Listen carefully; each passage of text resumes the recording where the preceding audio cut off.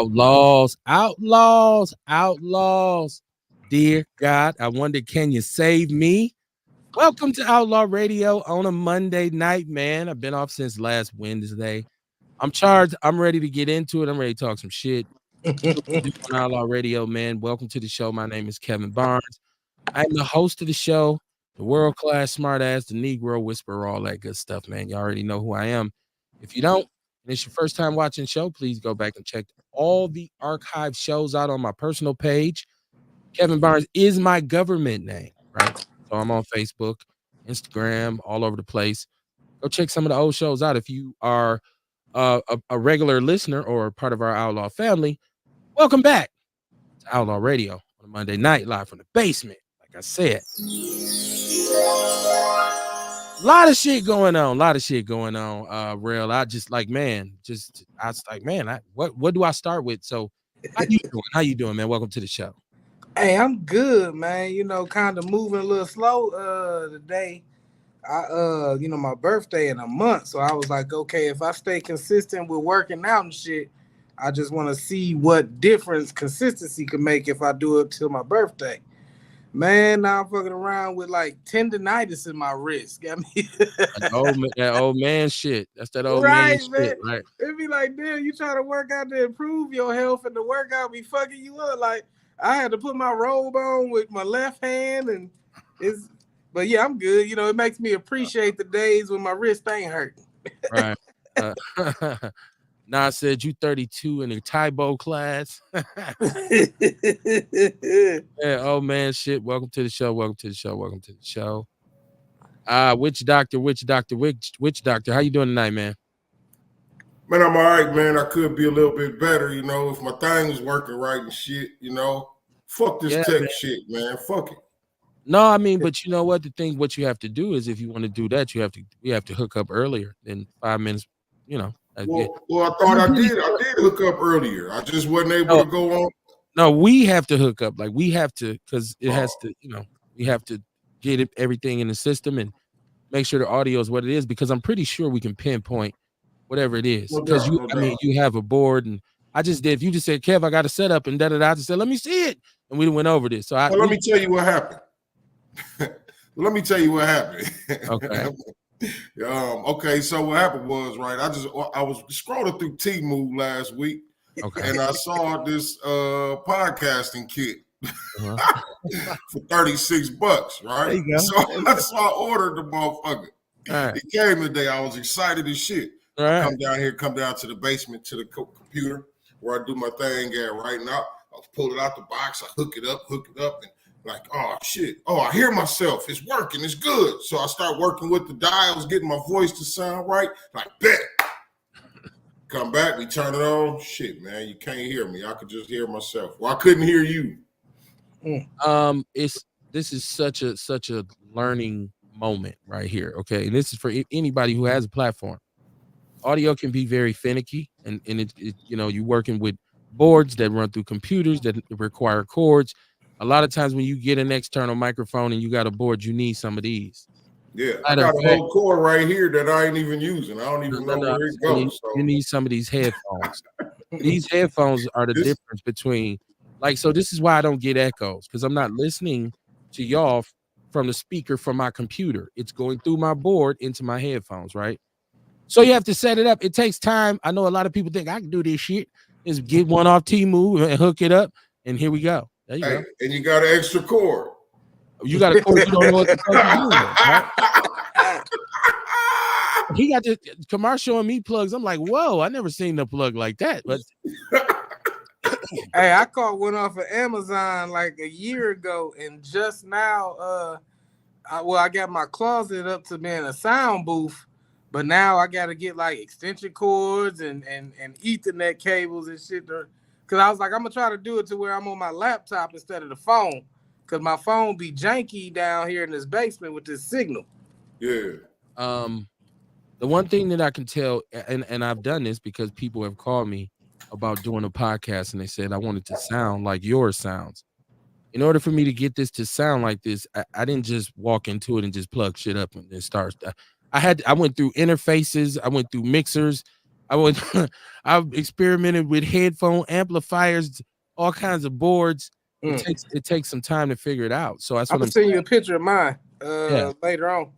Okay. Well, all you gotta do is holler at me, man. So you can let me know if it's like I Yeah. don't even know if it's good quality. I seen it on Amazon and it was There you go. And podcast. that's what people do. But I'm gonna tell you just like this. So I Anything did it too. it's just like a car or anything else, right? $50, a $60 board is gonna get you $60 sound, right? I caught. I only paid $50 for it. You're gonna have.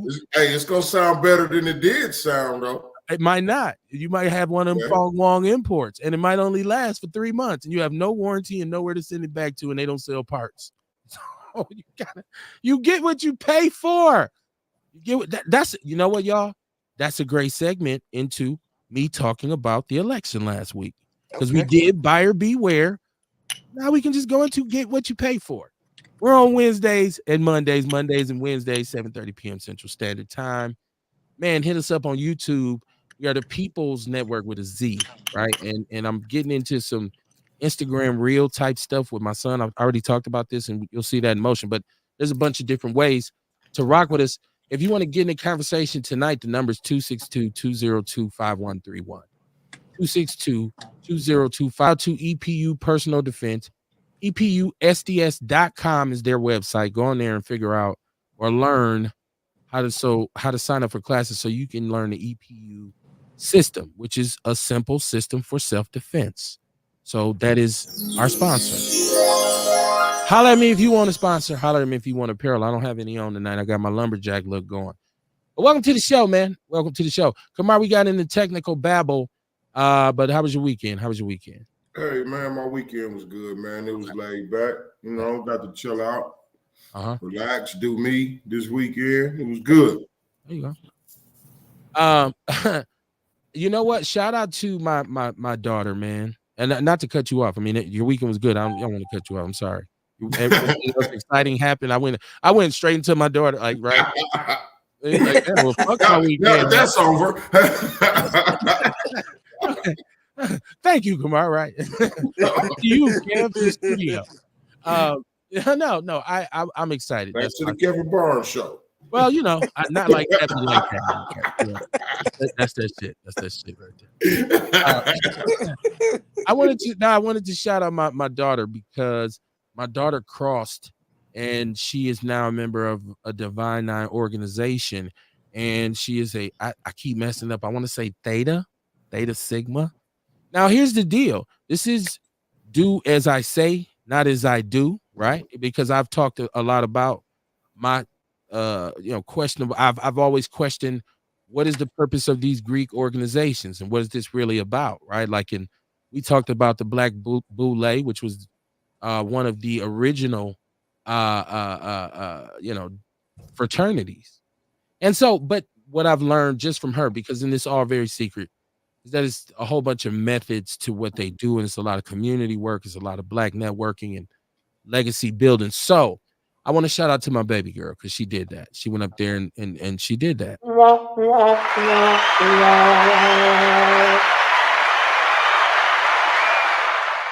The want was for me because, like I said, I've talked a lot of shit about Greek organizations, but I was smiling cheek to cheek when she crossed, right? and I think I can say this in public now. Her name they gave her is Ferocious. That's the name. They give everybody a name, right? So they gave my baby girl the name Ferocious. So Big Brother Almighty. Right. There you go. G5G. G5G. We repping Theta. We repping Theta, right? So yeah, man. Shout out to her. Real, how was your weekend? I'm gonna cut you off too. No, I'm just kidding. How was your It was all good. Finally got the majority of my wine bottled up. I just got that grapefruit one waiting because now I gotta get some more bottles. But that's what I was doing actually right until it was time to punch in here, So I just gave Courtney her bottle. So she should be pulling up in a few. She got the apple pie one. Okay. So they all good. I mean, I had to had to taste them before I bottled them to make sure they were up to par. So Gotta taste it. You gotta so taste I'm feeling kind of good right now. I mean, not for nothing. I must say this, and shout out to Kamar and Courtney because those bottles are on me. But I actually had both of y'all bottles last week, and I drunk them. I'm not gonna lie, I drank them. So hey, real, don't give him my shit no more, man. For sure, for sure. I thought he was gonna deliver it, but then I was about to get Courtney your bottle tonight, but I was like, no, let me play it safe. I'm gonna no, I paid for them. No, I bought them for everybody. I paid real for them. Like I'm a Deezus for the crew. And then I was on the road doing some shit. I got busy. I was here one night, like, man, you know what? Shit, I'm just gonna have to buy them another bottle. So I'm paying for the one you finna get now. Just like I drank that shit. What can I say? This shit was good too. I'm not gonna lie. I'm glad y'all enjoyed them. And I dug the cigar too. The cigar. Well, I'm just, I'm gonna figure it out soon, real. All right, well, I get off at 4:30. If you want to slide down tomorrow and grab it. All right, yeah. Tomorrow, I got my help back. We back in full force again, so I don't got to work the whole day again. Oh, okay, for sure. Don't give me that shit. I'll drink that shit up. I would get bored. Right. He got bored. He got bored, y'all. Oh, I got some wine in the garage. Yeah, I'll get tomorrow another one. He won't mind. Yeah. Like we drink is wine. Right. Like an old barbarian, right? Eating a big ass turkey leg. Well, now you got more flavor options because I finally got them all bottled except the grapefruit. So it's a white wine. It's a apple pie, which is apple cinnamon, and then there's a cranberry ginger wine, and then there's a strawberry mango wine.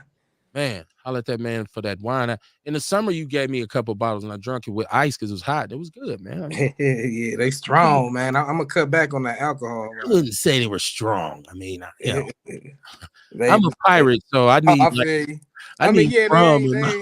They ain't fortified with brandy or nothing. No, they ain't no ports. I still got to drink an OE to chase it, right? The 40. Yeah, man. 42 now they call it. Plastic bottle. I never had one of those. Like I seen people drinking them as I grew up, but like when I finally started drinking beer, my grandfather I think was like a Pabst Blue Ribbon, so I used to grab those. I don't drink no liquor, so I boom. Dion said I'm ready to act the ass tonight. Dion on that bullshit early. Love it.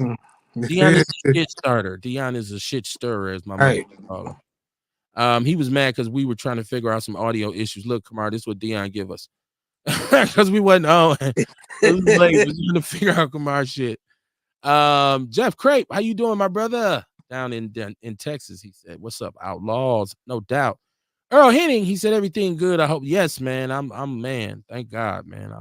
What can you say? It'll humble you if you really start to think about it, man. You got to really be happy when you able to move and groove, man. Is taste, smell, feel, all that kind of stuff is beautiful.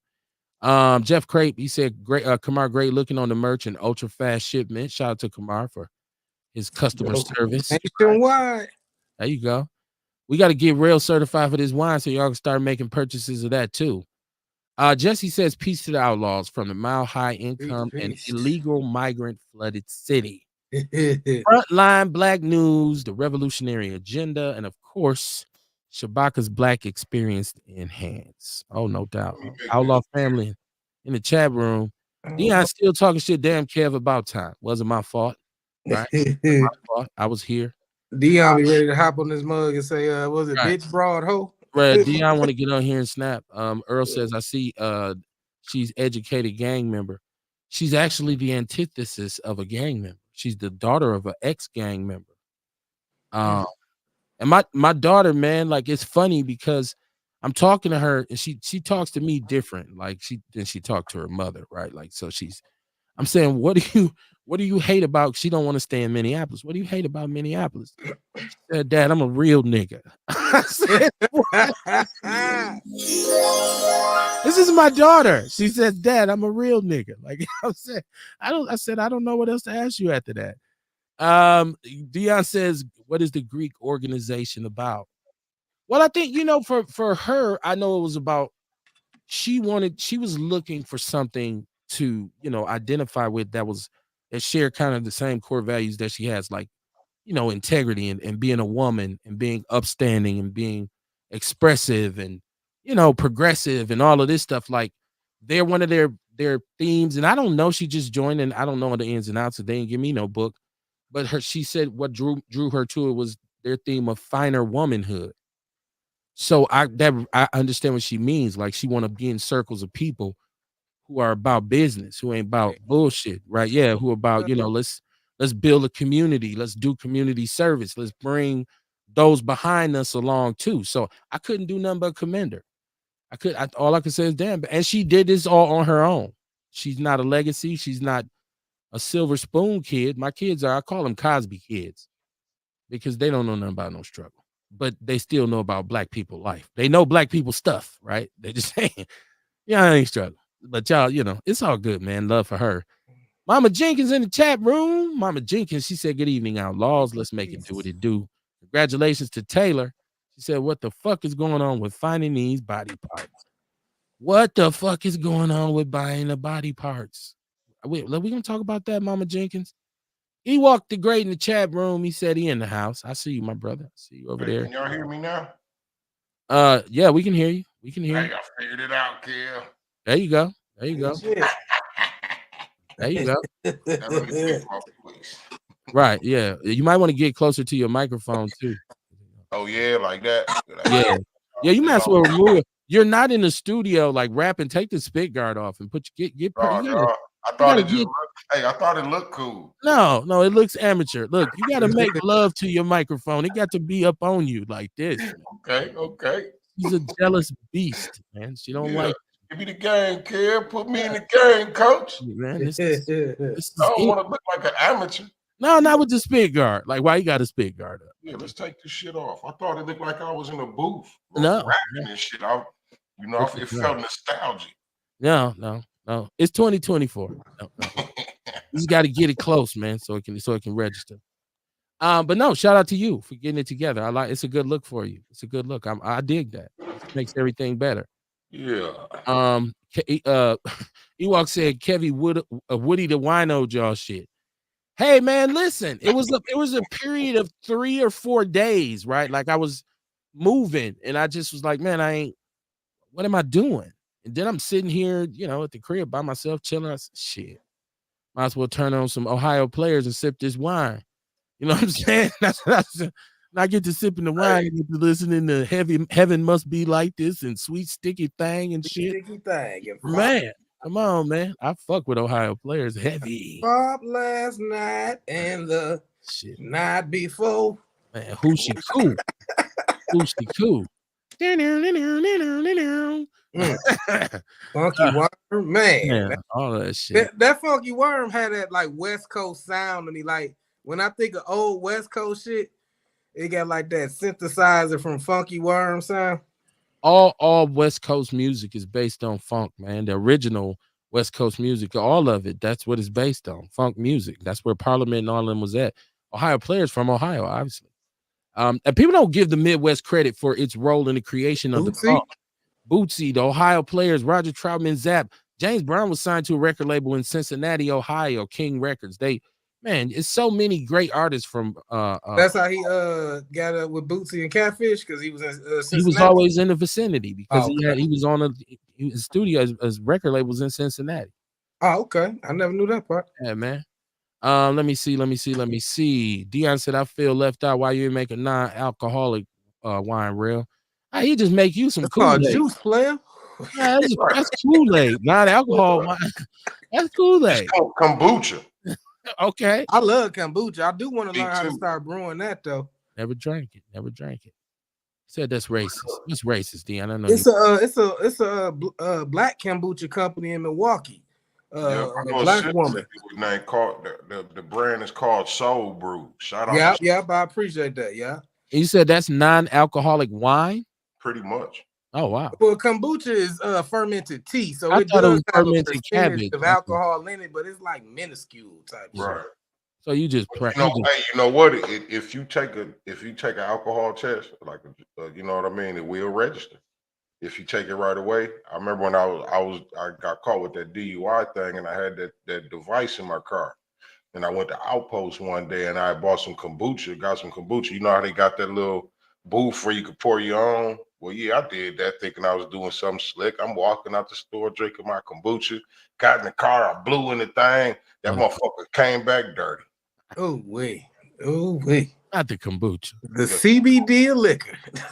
Right. Type shit. Ain't even really get high. You know what I mean?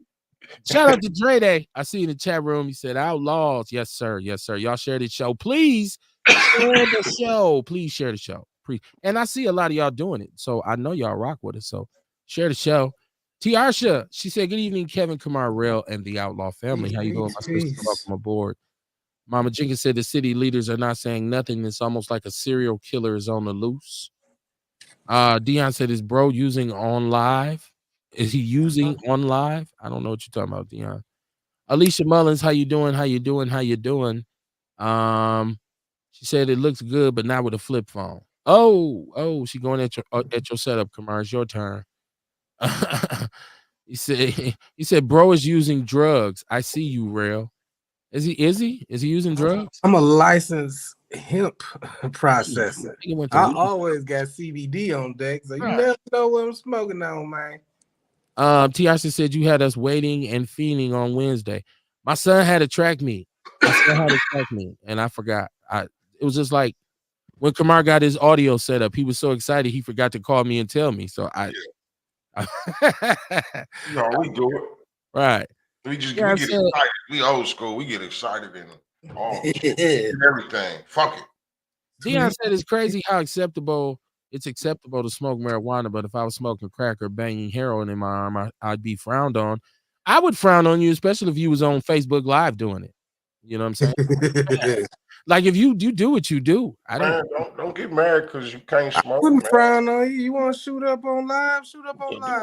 Yeah, man. Shoot up the best. Shoot up the best around you can find. You won't shoot up live on this live. You won't shoot up on this one. Yeah, okay. You smoking crack. Georgia. No, it wouldn't. It would be no show. That shit would be over. A Ray Charles junkie itch. Right. If you get a rub in your shoulder and shit, I'm be like, Yarsha says, did you see all the pictures of the clear person in custody regarding the leg? He was a bartender at Victor's, Duke's, Rave, etc. So listen, if you're not up to speed right now, this crazy weekend has produced a situation where multiple body parts have been found throughout Milwaukee. I'm talking about South Side. I'm talking about North Side. At the same time, there's a missing sister whose car was found burning, right? A missing young black woman. Let's get to the body part stuff. Like, okay, I just said we was going to talk about buyer beware because I truly feel we took an L last week in that election. I'm going to tell you why. We're going to get back to the body parts and public safety, little buddy, Mayor little buddy. Okay. So last week we went to the booth. And what basically the incumbents won, okay? My brother Tierman Spencer was defeated. My brother Michael S. Harper was defeated. And we had talked about the endorsements that were given to the white lady who ran against Michael Harper. And we talked about the damage that it causes when black men don't stand with black men. I had a kind of kumbaya moment with DC. We talked about it. He said it was a misunderstanding. But what I realized is the damage was done. The damage was done as soon as she received their endorsement, both the mayor and the county executive. People, okay, I'm voting for Chevy, so I'm gonna vote for her. The damage was done. It's a shame when you look around and you ask why the city is in the state that it's in. It's because of things like this. We continuously refuse to put people who look like us in positions that count. And I'm not losing. I don't lose faith in the system. I lose faith in the community that continuously doesn't show up to vote. The other thing was the referendum, $252 million. Man, a large portion of homeowners in Milwaukee were not aware of the consequences and repercussions of the referendum, meaning your taxes are going to increase. This comes in the shadow of a tax increase that was signed in by our great mayor, along with the $100 million we just gave the stadium. right? And we've since found out that the rich owners of the Brewers, high-powered executives, have donated money to the Republicans and Trump, large amounts. But they asked the po folks for $100 million. Okay, let me get back because I'm getting. I don't want to miss nothing. This $252 million. Now they're trying to say, well, we're going to use this to recruit black teachers. I still don't have an answer to the most important question, which is, why do you need more teachers when your buildings are at half capacity and half of that population don't even come to school? Why the fuck do you need more teachers?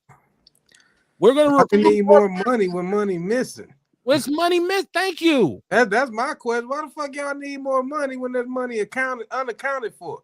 They said people taxes about to raise, I think about $300 every 100,000 they owe on the house. That's right. So that's another $300 on the average motherfucker taxes, like mine. Yes. Right. Right. That's what I'm mad about. But none of nobody was questioning. Nobody was saying, yo, hell no. There was fuss. There was a movement. There were some organizations that was speaking out against this. Shout out to Miss Beverly.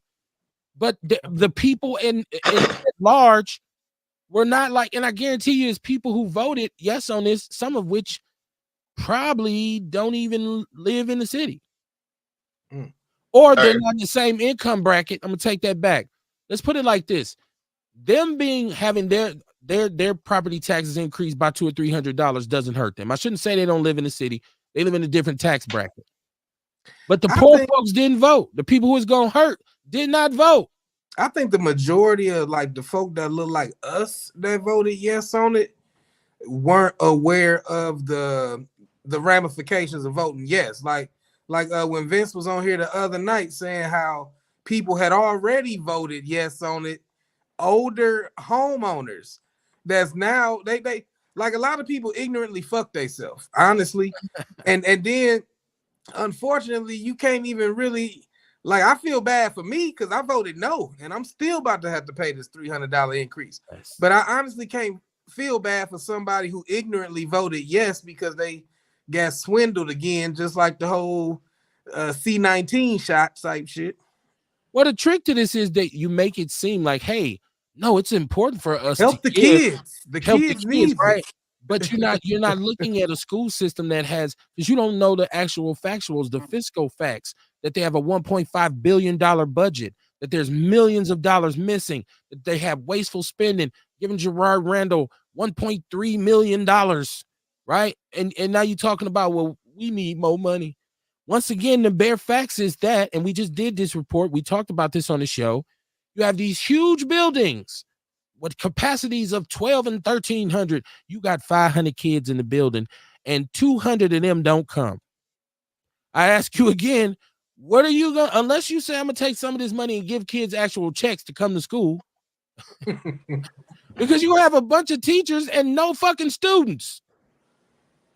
Let's be honest. Let's be honest. They ain't going to hire no students. I mean, no teachers. You know what I mean? That ain't the issue. They ain't gonna hire no teachers and no students and nothing like that, man. They just gonna pocket the money.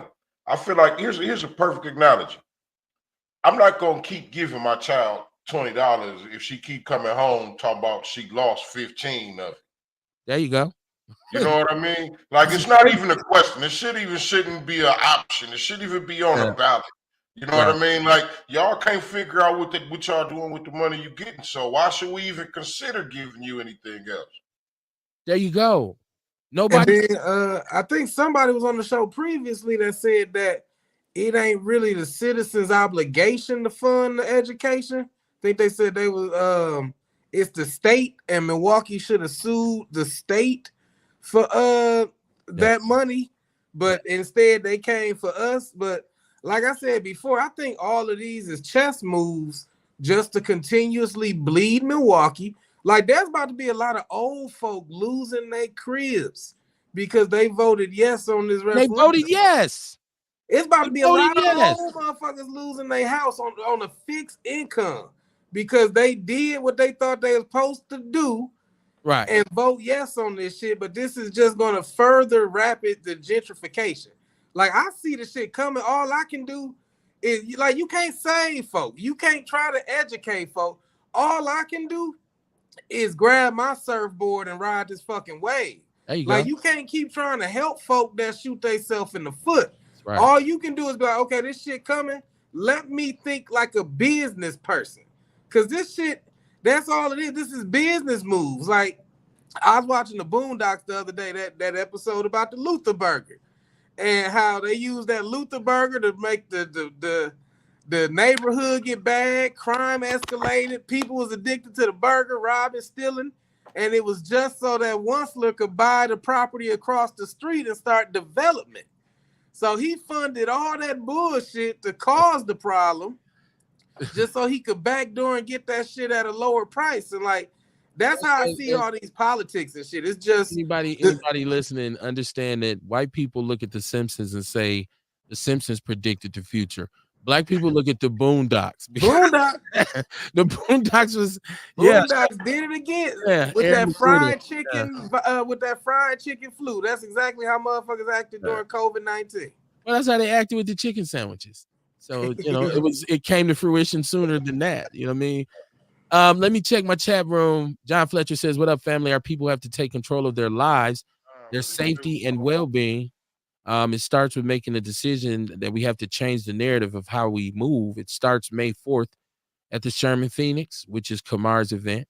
Kamar, you want to talk about your event? Or you want to wait till the end of the show? May 4th, Wellness Our Way is what it's called, y'all. Wellness Our Way. And I dig this, right? This is something I just noticed. The acronym is WOW. Like, wow, y'all. Wow, it's May 4th. Wellness Our Way. But yeah, it's at the Sherman Phoenix, 3536 West Fond du Lac.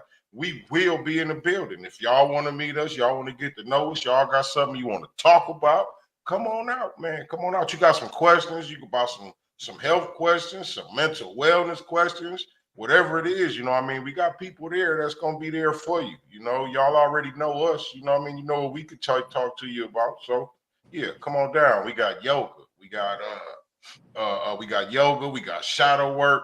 We got emotional intelligence. We got emotional intelligence. You know what I'm saying? Going on. We got EPU. You know, our sponsor here on Outlaw Radio, EPU, will be in the building with a demonstration going on. But he's also supposed to be coming up at the Sherman Phoenix. John, you should call in to talk about what you're doing, when you're coming up there, and what that's going to be all about. He's coming before then. You know what I mean? He want to get some people to sign up for his thing. So, John, call in so you could explain that better. You can do it better than I can. Okay, Mama Jenkins said, she said that's just the first year. It goes up each year. She's talking about the tax increase. Stephanie Bowles says the ones they got getting a raise. Are we talking about the people that voted? The people that voted yes that I was talking about? I don't know. Let me see. Stephanie, run that by me again. Scott says the people they employed to sell the ignorant unfortunately look like you. They got barns to sell it. Oh shit. Listen, this is the way it always happens though. And we live in a city, we discuss gatekeepers, we discuss agents, we just like cooperators, like collaborators. We talk about that, and they do often look like this and us. And then Mandela did play himself, but Mandela he lost credibility with the community in his last race because he treated us like redheaded stepchildren. He didn't even try to appeal to us. He came and did like a Chitlin circuit run at the end and went to the Sherman Phoenix and did shot cam with Kamar and ate some baked goods and smiled and shit. And then he lost. And then he's been on the low. Now he comes back endorsing this $252 million referendum. Once again, this is what we talk about being a political tool. You're being used. You're being used. They all are. Against your own people. Yes. To be honest, they all are. You made a good point. Definitely is. He has been on the show. We were cool for a minute. I mean, sometimes people get big time jobs and they say, fuck Outlaw Radio. I understand. Because Outlaw Radio be like, fuck you too. Mama Jenkins said, I think people are gonna move away from the city. They're not gonna have any choice, Mama Jenkins, after a while. They're gonna be able to afford to stay here. Hell, we got national inflation, a tax increase, we got paying for stadiums, All of this shit. Look, Mayor Johnson right now is that dude who will get a. Nah, I ain't gonna even say that. That would be all in our pocket. I just feel like he would allow this city to get gang banged one by one if it was some $1 million development in the shit, right? Like, you remember like in them old Western movies, it's always like the railroad about to come through the town, so like the mayor hires the outlaws and shit, and everybody on the payroll. Basically they make it bad for the city so that motherfuckers will move and get them the deed for when the railroad come through the town type shit. Like that's what it just be looking like to me. So that's it. My brother Fletch is on the line. Welcome to the show, my brother. You are the host of Outlaw Radio, or your organization is the host. How you doing tonight, man? Oh, it's all good, family. It's all good. What's going on? Ain't nothing to it, man. Talk to us. What's on your mind? So, like I said, me and Kamar got together. You know, we getting ready to do some things. On the 20th, we'll be setting up down at the Sherman Phoenix. We're going to be having everything to sign up where the people can come down there and sign up and start self-defense classes, basically starting on May 4th. And then we're going to run for 6 weeks with that. With everything that's going on in the city, how crazy it is, I got to get this thing going. So on the 20th, I have a booth set up right by Kamar. I have all kind of information, questions, and then the people can come sign up. And then we can get that situated. You got to send me whatever you have in terms of promotions or literature so that I can start to put it up and let people know they need to be making their way to your event. Yeah. I posted some on Facebook, but I'll get you. I just got some stuff redone. I'll send you everything that I've been working on lately. Cool. And cool. Yeah, we can start putting that out there. Okay. I just wanted to come. Just talk about it because going to be this Saturday also with the with TC and those guys on their podcast. I was going to talk some more, especially about Sexual Assault Awareness Month. But I was trying to save everything for the podcast. Like the way these things, everything just going on now is just crazy. Okay, well, I'm glad you didn't save it. I'm glad you shared it with Outlaw Radio, right? Oh, family, you know, I got to. Like I said, I've been sitting back, just watching the news, just watching all these, I don't want to say nothing while everything is so fresh. You know what I mean about certain situations. Yeah, but you just and seeing it, and and knowing that with some training and some prevention. Not saying that nothing will stop nothing, but what I'm saying is that, like I put in the chat, it's really going to be up to us. We're going to have to start taking control. I know everybody's tired. So at some point, we can't depend on the police. We're going to have to start taking control of what we can control. And that's with information and training, right? And it starts with, that's where it starts with. Okay. Got you. I might have to say it might be a little bit too late. A little too late. I mean, listen, they've put this shit is in motion. This ain't about preparing for something. This is about dealing with something that's already here. You just seen, and all y'all who got glamour, and I know people say, Kev, the real issue was who were we going to vote for instead of him, right? I know we're talking about the mayor because he just gave you a commercial a couple weeks ago where he talked about the 21% increase in safety and, hey, violent crimes and homicide are down because of the work that we did with the office of whatever we choose to name it now. Whatever the fuck we choose, office of whatever the fuck is going on. Now we see after you, right on the heels of you getting reelected, his feet and legs and arms laying all over the city. Once again, you talked about the increase in traffic safety. You have bump outs. How many people died? How many young people died in car accidents over the weekend? Okay. You didn't do shit except for, damn, you all right?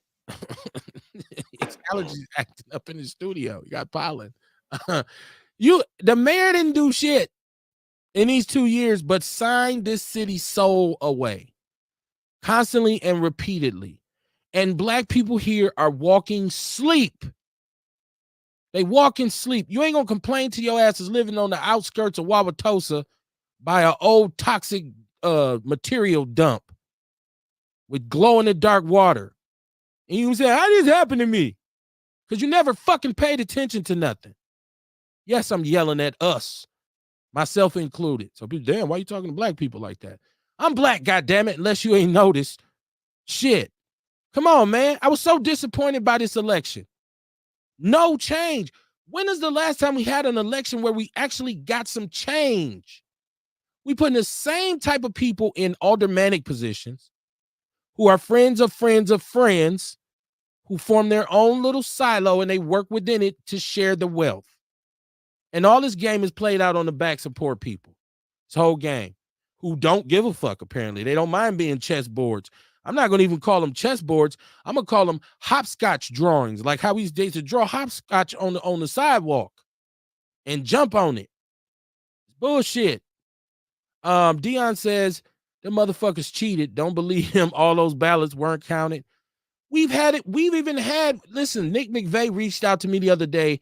I remember Nick McVeigh we had video. He had a whole case with people at a balloting location throwing votes in the garbage. Remember this shit, Kamar? Yeah, I remember that. Hey, and I feel like that's fucked up, man. Cause see, this is where it's at. Like, that was caught on tape. You actually seen it on a video. They throwing away ballots. Nothing happened. Well, we weren't upset. I'm just saying, like, you know what I mean? Like, even if we wasn't upset, it seemed like it should have been some people in a higher position. Like, hold on, man, it's fucked up. Somebody need to be in trouble for this shit. You know what I mean? But none of that ever happened. Is this weed this good? Is the weed in this city this good where motherfuckers are just comatose and just don't, man, shit, I forgot. I ain't even look. You are the taxpayer. So once again, I keep saying every time you start talking about they're going to do what they want to do, that's why I don't vote. Well, they are doing what they want to do, which is fucking you over. You feel what I'm saying? Like, you got at some point you got to care about something.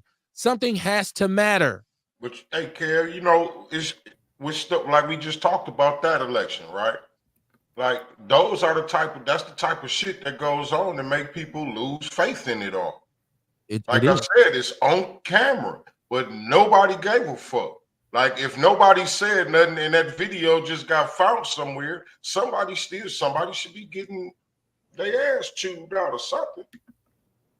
Ernest is asking the first eclipse question of the evening. I'm surprised somebody else didn't bring it up. It's something that I really didn't pay attention to. I sure didn't take my ass outside today and look up in the sky. I'm old. I think I may have seen one when I was little and I was like, okay, I'm cool. Like Haley's Comet and shit. I remember seeing that shit when I was little. So now when they say it's a comet coming, I don't go look for the motherfucker. I've seen it before. Hey, yo, I got a story about it. I've seen it before. Right. Ewok said, Rail, did you hold a bottle of wine up during the eclipse to harness the energy? I hope Rail did. I think he was at work though. Nah, I went out. I did watch the eclipse with some glasses, but no, I didn't hold any bottles of wine up to harness the eclipse. But I honestly, when I bottle it up, I do make sure that I'm in a positive mood and the right mind frame, because water does hold memory, and well, liquid holds memory. There was actually a experiment. I forgot the dude's name. It's a Japanese scientist, but he wrote like different words on the water and put like rice in it, and it just showed you how the positive words, the water stayed clear longer. The negative words, like the rice got molded faster, but then the ones that didn't get no attention at all, they actually molded the worst. So it showed like even negative energy is better than no energy at all. But there is a experiment that shows that. So I make sure I like definitely pray over my bottles, and I'm pretty sure Ernest did not expect that answer. I'm pretty sure he did not expect you to say all that. I know, but it's a teaching moment, right. You know, opportunity. Juice Lady, welcome to the show. How you doing tonight? I'm well. How are you? We are chilling. We are chilling. ING chilling. All right. I'm pissed off. I'm pissed off about last week's election results, and I was just ranting about that. What you pissed off about? I mean, it's not what you expected. It's what I expected. So what did you expect? Okay. Well, this is part of when you late, you miss out on what we had just said. For you can, but I'm willing to repeat it for you. Go ahead. You know, I know you will. Please do. Give me a second. Let me catch my chat room. Oh, someone's calling. Yeah. Ewok, what's did I who did I have on the phone already? Oh, was John on the phone? I'm like, what the hell? I didn't know Fletch was still here. We just started talking and forgot all this about it. wine got a little song to it. Okay. Taylor Port. Nice, right? Ewok, what it do? I just want to say something real quick and let you get back to what you was talking about. Hey, Real, I agree with you though, man. I believe in the positive shit. You know what I'm saying? Positive and negative energy, man. So don't let Kev cut me short. I understand exactly what you're saying because I do believe in that shit, man, for real. You know what I'm saying? That's 100. For sure. Hey, look up that experiment right, and let me know what you think about it. I forgot his name. Okay. But What is it though? Fong Long's Jury Emporium. It's the experiment where he put positive words and negative words on different cups of water, and then he took pictures of the ice crystals and showed that the positive water had uniform ice crystals, but the negative water had all jagged and ugly crystals and shit like that. Y'all never cease to amaze me. Yeah, I had to call in though for real though because I do, you know what I'm saying? I do believe in, you know what I'm saying, what most people don't. You know what I'm saying? I think anything is possible. I think the universe really does mean something. All of that shit. But Kev, I'm gonna let you record y'all shit though. It's all good because I still drink water out the sink. So I still drink. Ain't that the best water, Kev? The most flavor. It'd be cold as hell. It got the most flavor because it got all that shit in it. But hey, fluoride and all that good shit, right? Flavorful. A little lead in there. Man, I go to a motherfucker house and they give me some sink water to drink. I'm leaving. With some ice in it too. Right.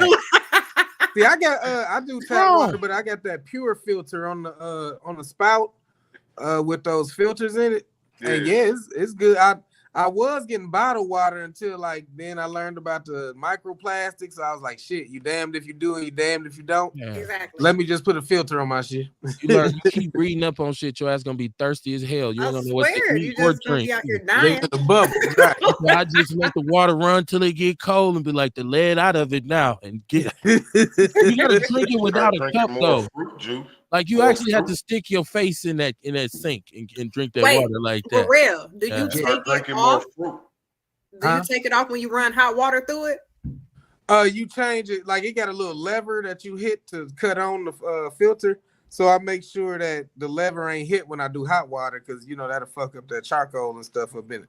Yeah, that's what Robert Miranda said. Okay. Dion says this gonna bite Milwaukee in the ass as soon as motherfuckers start leaving the city. It's gonna hurt them.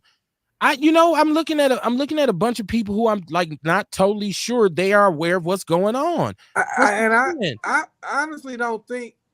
I mean, in the short term, it might fuck Milwaukee up, but I think it's really the long-term game. And again, not to sound like an asshole, but in order to understand how shit work, you got to think like a business person. If I was renting to some broke motherfuckers who was paying $300. When I could find a reason for them to leave, and now I could turn around and rent that shit for $3,000, I'm going. So I see like they probably like, yeah, I want people. Like I don't think they really. It's almost got to be planned the way shit going. You know what I'm saying? So I think they again, like I said, in the Wild West when they run motherfuckers off because the railroad coming, it's like cool, y'all leave because we got people that'll come in that'll pay more, that'll actually own their homes, that'll actually rebuild the community. Like I think they just rounded people out, you know. Well, the problem with that, Rail, I'm gonna tell you what the problem is. Hold on. Yeah. The problem a bunch of us get together and pool our money together. Hold on. The problem with that is something you didn't mention. You said think like a businessman. The problem is going to be that the displacement will be racist. It will be discriminatory. It will be exploitive. It will be degrading. It's not like they're going to take the people. Now, we keep saying it's going to fuck Milwaukee up. When we say that, we mean for us. Right. It's not that the city's going, because you're going to drive through here. It's going to be like fucking Emerald City. And you're going to be like, why the fuck they didn't do this shit when we was here? Because y'all was here. Yeah. Well, once again. So, but is there, then a person might say, well, is there really a nice way to get rid of people who are continuously dysfunctional and fucking it up Well, no, because what you're going to do is you're going to lump all the good people in the city. Because believe it or not, all black people in Milwaukee are not bad. Right, they're not loving living in poverty or love. Right. They can't. Oh, we have all the best shootouts on our block. Boy, don't nobody block sell more crack than ours. Most of us are not like that. So what you're going to do is, because of their income, you're going to push them out with the supposedly unwanted people. You're going to have the same situation. Well, they already with the unwanted people. Say that again. I said they already with the unwanted people. But what I said is you're gonna put them in the same situation somewhere else. Yeah. It's not gonna help them at all. It's gonna it's not gonna help them. They're just gonna be on the outskirts with those people that. So now I'm not saying it's right. I'm just saying I think like if it's money involved, motherfuckers' scruples go out the window. So if you could kind of think of the worst case scenario, you ain't gonna get blindsided. Worst case scenario, they clear all the motherfuckers out of Milwaukee. The Bucks get, I think 5 to 10 years, Milwaukee gonna be booming. They can't clear you out if you get money. And I'm like, man, shit, we need to just like I said, how these people voted for this referendum. We know there's gonna be people on fixed incomes being displaced. Shit, start getting together with 5-6 other motherfuckers and get 5 G's together and get ready to start grabbing this shit. Yeah, shit ain't finna happen. I think that if you can't stop it, learn how to surf this shit. Right, that's what I was just finna get at right there. You know what I mean? We can't stop what they got planned, but it's about what we gonna do position to get past. Yourself. How do we get over that? Position yourself. Exactly. You know what I mean? And I think says, tell who you can, but everybody ain't gonna bust that move. Right. The objective is to position yourself to get some money. If you don't want to be one of the people that's getting moved out, you got to figure out how to get some money. Right. Deion says, I'm ready to leave Milwaukee because they keep fucking us. I say we fucking ourselves. I say that too. But again, it goes back to the not knowing. Like, whenever you seen a commercial about that referendum, the children need you. Vote yes. Like, they hit you with that razzle dazzle. So people like, oh yeah, I'm doing. And I'm not talking down on them for doing what they felt was right. I'm just saying that people get swindled and they don't know no better. And you understand that some people are going to hurt themselves. There's a such thing called willful ignorance. You're choosing to be ignorant, because if you own a home and you pay a certain amount of money in taxes, it would behoove you to learn everything in regards to owning said home and being in said community, meaning I might need to know who the public officials are. What are their policies? What are the issues affecting my community? I shouldn't be in a position where I'm saying, I didn't know what that was. I just said, yeah. Well, stop and go and find out what it is. Kev, a lot of people aren't homeowners, though. A lot of people are renters, so they don't care. They still gonna go up because the homeowners gonna have to raise the rent to keep their profit margin where they should care. But I was wondering, honestly, when I first me being on this show helped kind of change my mind, because I was one of them people. Let me just get my bread up, and when I can afford to pay lobbyists, I'll get involved. Like, I've never had a civics class, so in my mind, politics was foreign shit.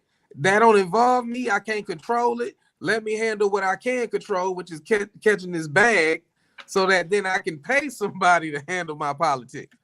But now when I'm seeing like, shit, I can't keep catching the bag if my fucking taxes going up like this. Or you just said something that I've heard a lot of silly ass people say. Yeah, and I can't be worried about that. I'm too bad getting my bag. Don't you know the motherfuckers in charge dictate how you get your bag? You can't listen. You could be a bad son bitch. You can't beat this system single-handedly. You're gonna have to get in line somewhere down the line, unless you are manufacturing, growing, distributing, marketing, and transporting your own product. Ain't nobody got a business where they doing all that. You got to get something from somebody. It's a collective. It's an economy that's based on us being able to deal with each other. I buy my bottles from you. I buy my labels from you. I go and use you to ship my product. You got to use some. And what they say, no man's an island, right? Peninsula, maybe. Like Andre 3000 says. Mama Jenkins said, little buddy said, go Cracker Barrel. Ever since that sister got degraded in the Cracker Barrel about 8-9 years ago. I refused to spend a red dime in there. Here's another example of why we're fucking ourselves.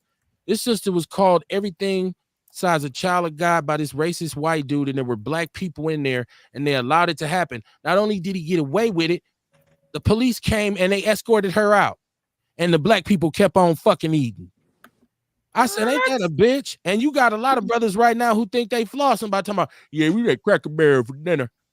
Boy, ain't you a hash brown casserole? Right, motherfucker, stop it. This is why we stuck on stupid. We don't do us. We don't. And then because see, we fall for this vision of what they say good living is. I'm living good if I drink a $200 bottle of wine. No, you ain't, motherfucker. Your check was only $300. You're not living good. I'd rather drink a bottle of real wine. That's they right. go and get a bottle of Moet and put a fucking sparkler on it in the club. Still got to be able to pour real wine now. So come on, man. This don't do us. JC Terry, my brother Rock. How you doing, Rock? Sitting here talking shit tonight, man. What about me? I'm here. What it do, Rock? Stephanie Bowe said the teachers, they got double pay. Yeah, they're getting a pay raise. This is something else. Once again, the damn superintendent makes $270 million. I mean, thousand, not million. $270,000 a year. $270,000 a year. Do you think? Come on, man. If he had kids, they wouldn't go to MPS, right? I can tell you this. From working in MPS, the first thing I learned was most teachers don't send their kids to MPS schools. And I learned that on the radio. That's how I learned to take my kids out of MPS and send them somewhere else. They talking about on the radio, just figure out where your teachers send their kids. I bet you. I'm like, oh, word? And I definitely got them all up out of there. I was like, I met so many teachers where they say, my son has a debate at the Greenfield. Your son go to Greenfield? Yeah. You gotta live in that. You've been teaching in MPS 20 years. Why your son don't go to MPS? They'll go, where should I send him? Motherfucker, you work. Yes. Come on. They finna get a raise to teach half the students in half the building. They finna get a raise. Right? Now, it was close. Was it 39,000 to 41,000 votes? So when I say people didn't vote, let me say there are some people who voted. Let me say that. I don't want to, I get emotional and start just leaving certain facts out. That's called lying. I don't want to do that. Sharon Evans said the game is rigged. Is it? Is it rigged, or do we just not know how to play it? I'm starting to think this game ain't rigged because we always say it's doing what it's supposed to do. We are the only ones who have not figured out how to play it. Hmong people have figured it out. Latino people, Asian people, Native Africans. Hell, you got Ukrainians goddamn sneaking their Nazi asses in the country right now, and they got the shit figured out. We're the only ones still complaining. Oh, but ain't doing shit about it. It wouldn't be the same results year after year, day in and day out. And when I say that, I mean, we won't stop the bullshit in our own communities because we can't at this point because we know it's engineered systematically, right? You can't be a new crackhead in 2024. If you smoke crack in 2024, I have no mercy for you. They're definitely new crackheads. What do you mean? I have no mercy. I have no mercy for them. Now, in 85, I had mercy because I said, damn, they didn't know. It was tooting powder in the 70s and shit, Boogie Fever and all the disco and shit. They didn't know. So you fell back. If you was a crackhead in 2024 and you living in these crazy, I don't feel sorry for you. If you have children, I feel sorry for them. Yeah. But I definitely don't feel sorry for you. And I don't care. You can't come to me and say, the white man got me out here smoking crack. Motherfucker, it's 2024 and you just started smoking crack 2 years ago. The white man ain't did shit. You did that. What the fuck you talking about? Look, Dion sent me a video of I don't know if this was a mother. I don't know if she was a babysitter. I don't know what she was. She's in this place. She's with these kids. She started fucking twerking. And the kids is like, oh shit. And then she pulls her pants down and it's twerking in her underwear. And the kids is behind her. They say, shit, we don't know. We seen this on the video. They behind her. Hitting her on the booty. She grown. I'm like, hold on. What the hell, right?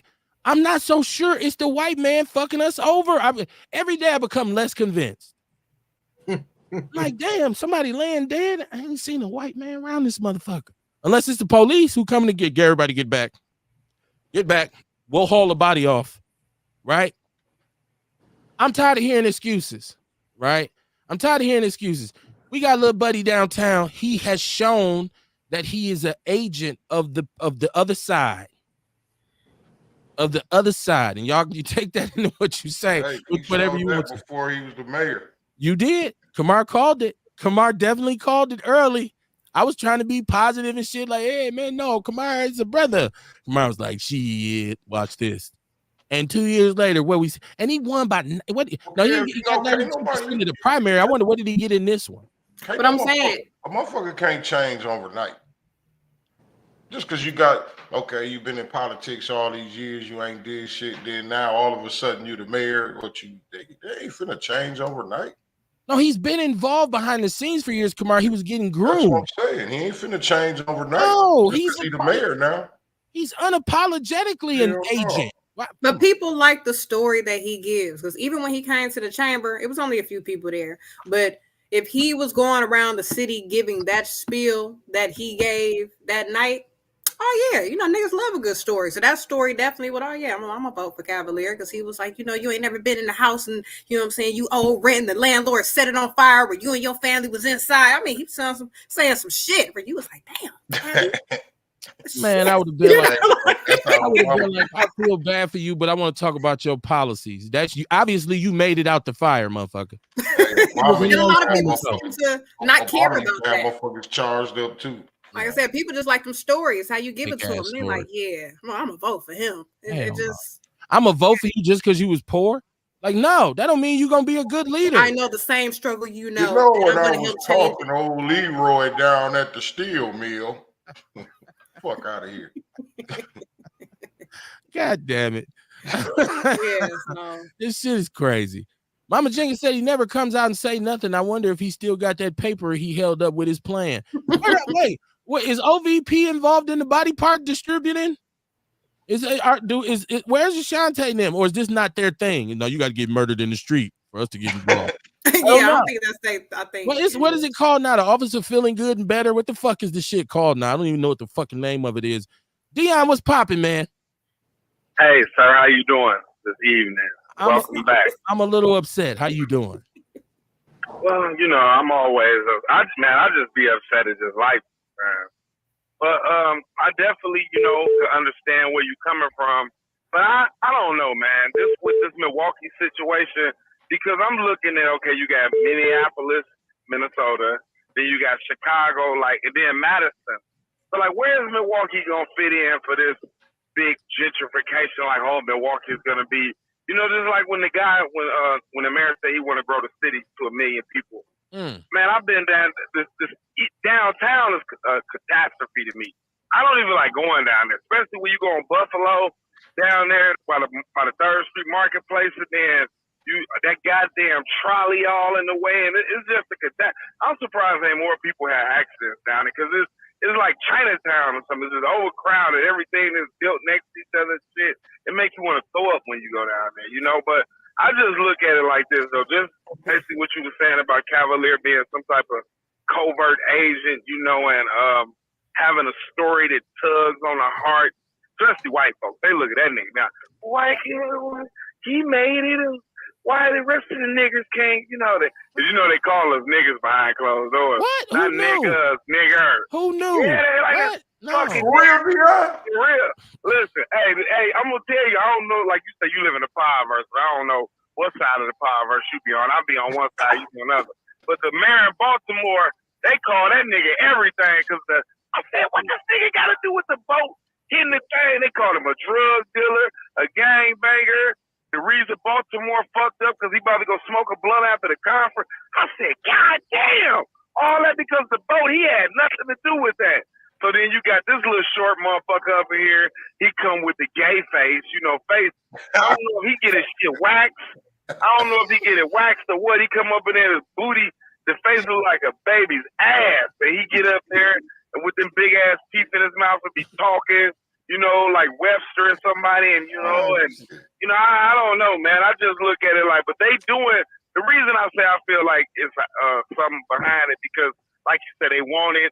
They gonna push us out because right now, if people had money, Milwaukee can't stand to lose. It ain't number but 500,000 people give or take in this motherfucker. If 70,000 people was just able to up and lead this motherfucker, where the tax money gonna come from? Parts play the city workers and all that. It'd be a catastrophe. You know what I'm saying? So I really think it's gonna backfire, and it's probably gonna end up being like Detroit. But then it's some savers. The white man with the bag and come in and buy everything. See them old funky ass loser bucks. They always got a stinking ass commercial about the Deer District. I don't even know what the fuck the Deer District is.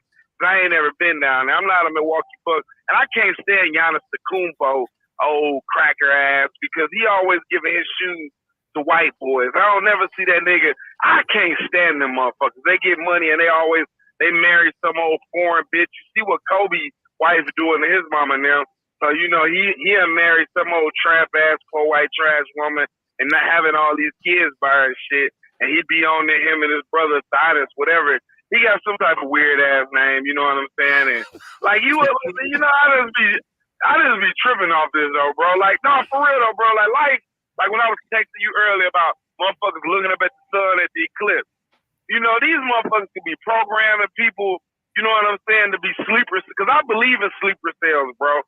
I believe that they be programming us and shit, and it don't affect everybody the same. Like, it could be a color, it could be a number, a word. Like, you ever got a phone call and your phone, you be like, hello, and they be like, you be like, what the fuck, you hurry up? You know what I'm saying?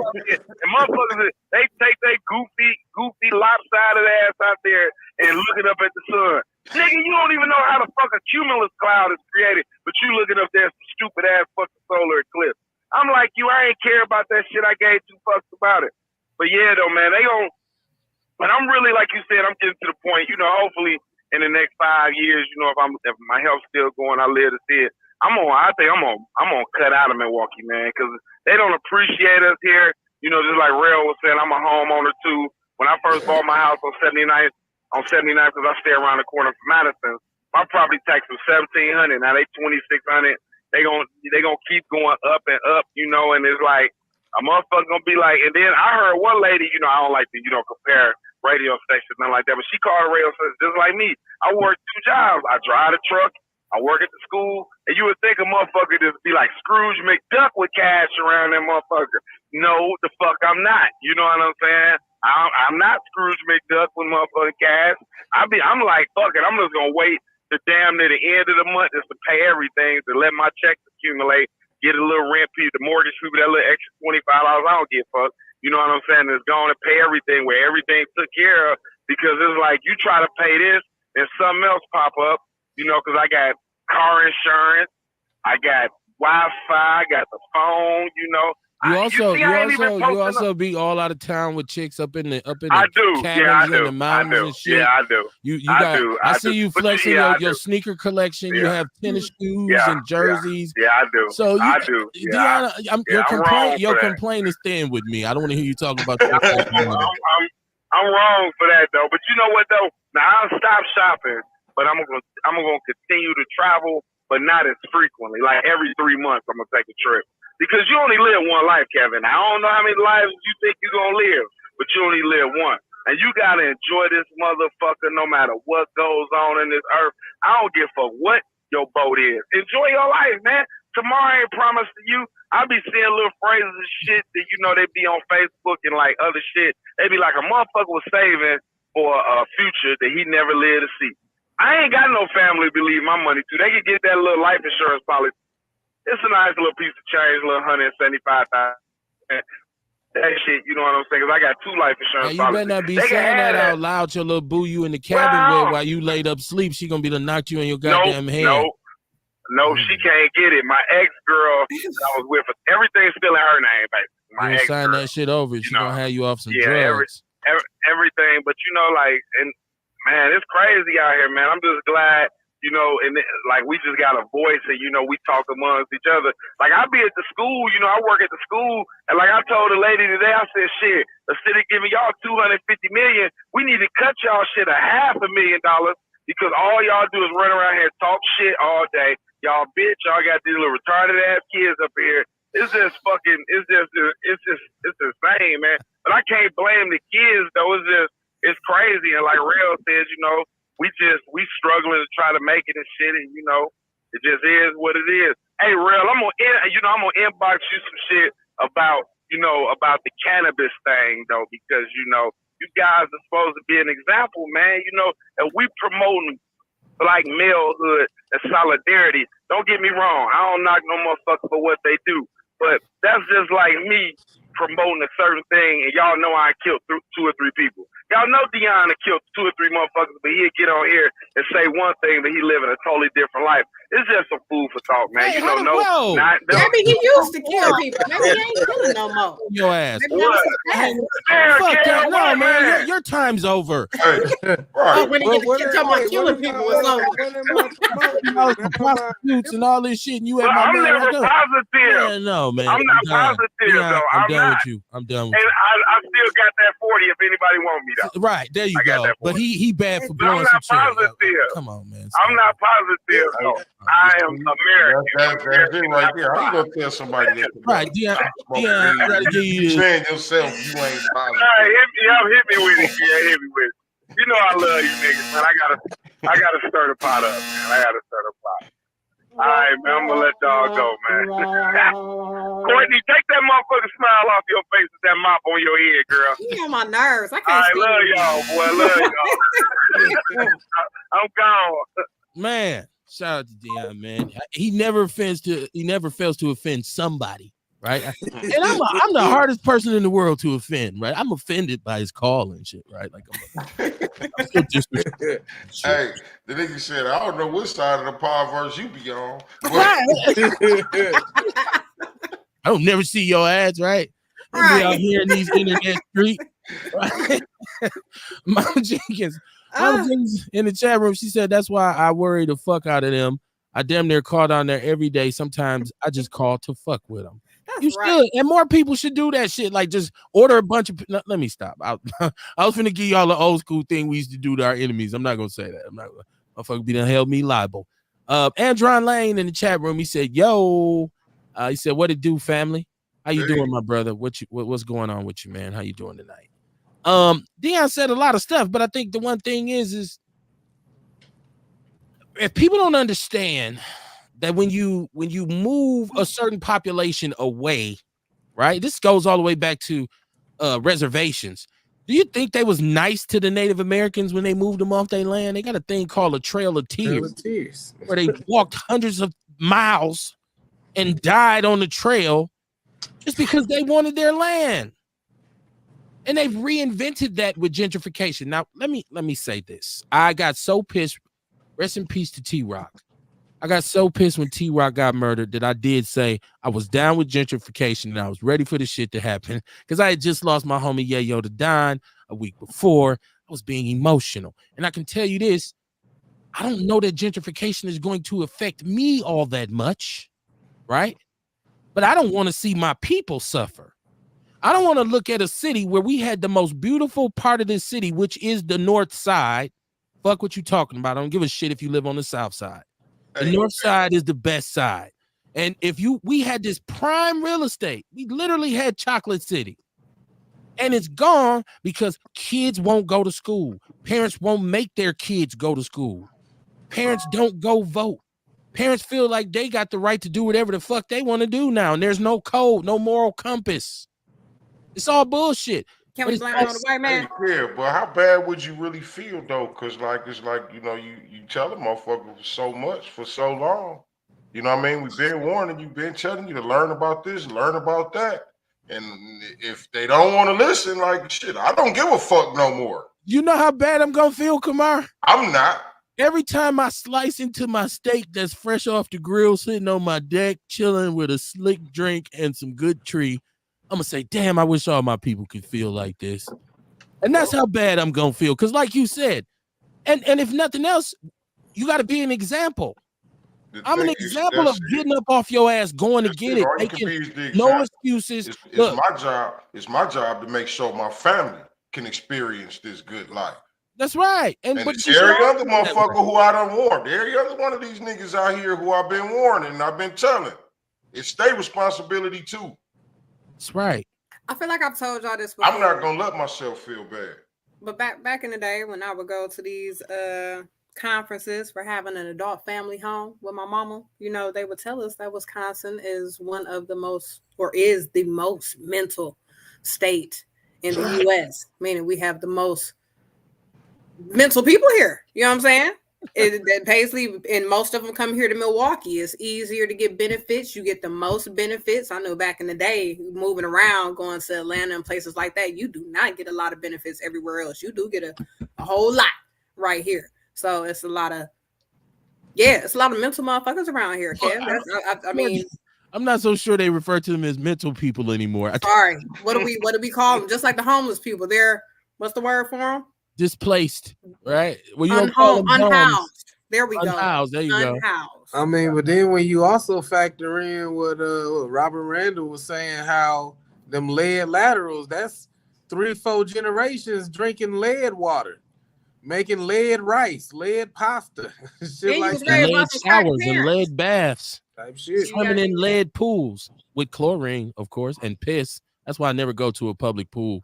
The little kids be in there pissing. You go all up underwater with your eyes open. Surprise, motherfucker. Why my eyes so red? Because you got piss in them. That's why. You got pissy eyes. And a lot of times the environments just repeat. Like I know a lot of the chicks I grew up in the hood with on the trays, what their household looked like back then, as they're with their moms, that's what their households look like right now. Right now, you know that's right. So the people that had the parents and, you know, was on the right path, all their kids are straight. You know, the chicks that had the one mom that kept getting knocked up, you know what I'm saying? Those was my homegirls. And she had a lot of sons too. Most of the daughters and shit, they followed up after their mama. They got a whole bunch of kids, a whole bunch of baby daddies. They're really doing shit with their life.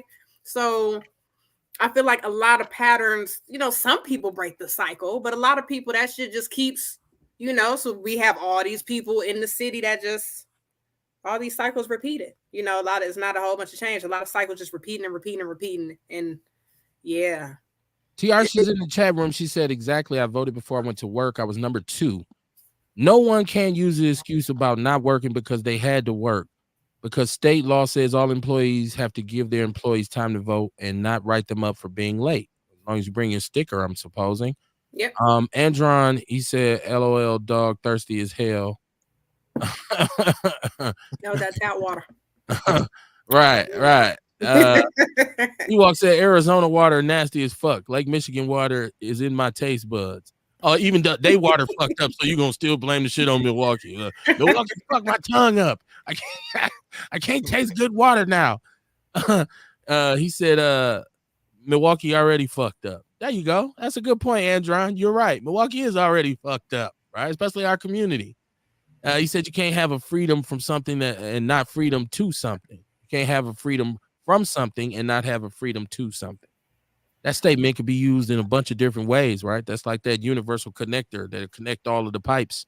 Very true. Because freedom is like where I'm at right now, we ain't talking about freedom. We're not talking about freedom unless we talking about freedom to fuck up and get Someone's caught. calling. Absolutely. It's Ewok. Ewok, what's going on, man? You had to call back. What's popping? Man, cuz you got it all fucked up though, man. No, I was born in Chicago, man. I was raised off Lake Michigan and Milwaukee water and shit, Chicago water. That's what I was trying to say. Ewok, are you gonna call the show every time I tell a joke? It's just like, no, man, no, Kev. That wasn't no joke, goddammit. You got it mixed up. Right, every time you mess up what he's trying to say, you gotta call and clarify. Boy, you are as nutty as a bag of Starburst. All right, bro. Starburst not nutty. Okay, I got that. Well, just different flavors. It's fruity, it's crazy, right? Okay. Okay. I thought I had. It seemed like I had another caller. I don't know. Caller, I fumbled. Call back. Give us a call back if you're listening. Starburst make you smile, Kev? Do Starburst make me smile? Like when you start chewing them. You know what I'm saying? Do it automatically, just make your cheeks go up into a smile because it's all juicy and wonderful. I'm not. about I'm you, never. Will? Hold on. Well, I'm never nowhere eating something that's so juicy that it makes me smile. It do. Starburst is the one. I've Candy. never said, "Oh wow, this is so juicy." Like I have smiled while eating the Starburst, but it was because I was singing that old "The Juice Is Loose" song oh my god. from the old commercials. Like you used to buy those old commercials. You buy the Starburst and the water just gush out of nowhere with all the You know what? fruit. As an adult heterosexual male, I've chosen to forget that imagery of biting down in something and it starts squirting juice in my mouth. Like Yeah, I'm you trying to open do your away with mind, that. Kev. No, I'm trying to do away with that. I don't really do that kind of imagery when I'm eating candy. Carla, you on the line? California's in the building. What's happening? Hey, what's going on? Actually, it's Sin City, Dr. Barnes. Greetings to you, outlaws and what have you. Yeah, man, I was born in Chicago. The first sip of water I had did come out of Lake Michigan. It's pure garbage. Now, this shit that they got going out there to Los Angeles, man, from the Colorado River is garbage as well, too, man. You know what I'm saying? And I don't know, man, if any of you outlaws remember the movie called Three the Hard Way. This is about 74, 75. Putting poison in the yeah. Yeah, putting poison in the goddamn water. Yes, sir. You see, so this is what these motherfuckers is doing to us, man. You know what I mean? And then on top of it, too, outlaws, is that, you know, we got to support each other, man, you know, economically and what have you. And then also, too, is that I keep getting hit in my inbox, man, with these motherfuckers, man, coming up here with these goddamn Cash App scams, you know what I mean? And if I know you, man, you got Cash App, that's different. But motherfuckers is up here talking about, oh, man, I made this money, that money, this money, and all that, man. Hey, Shabaka, them your cousins in Africa doing that. That's them your tether cousins, man.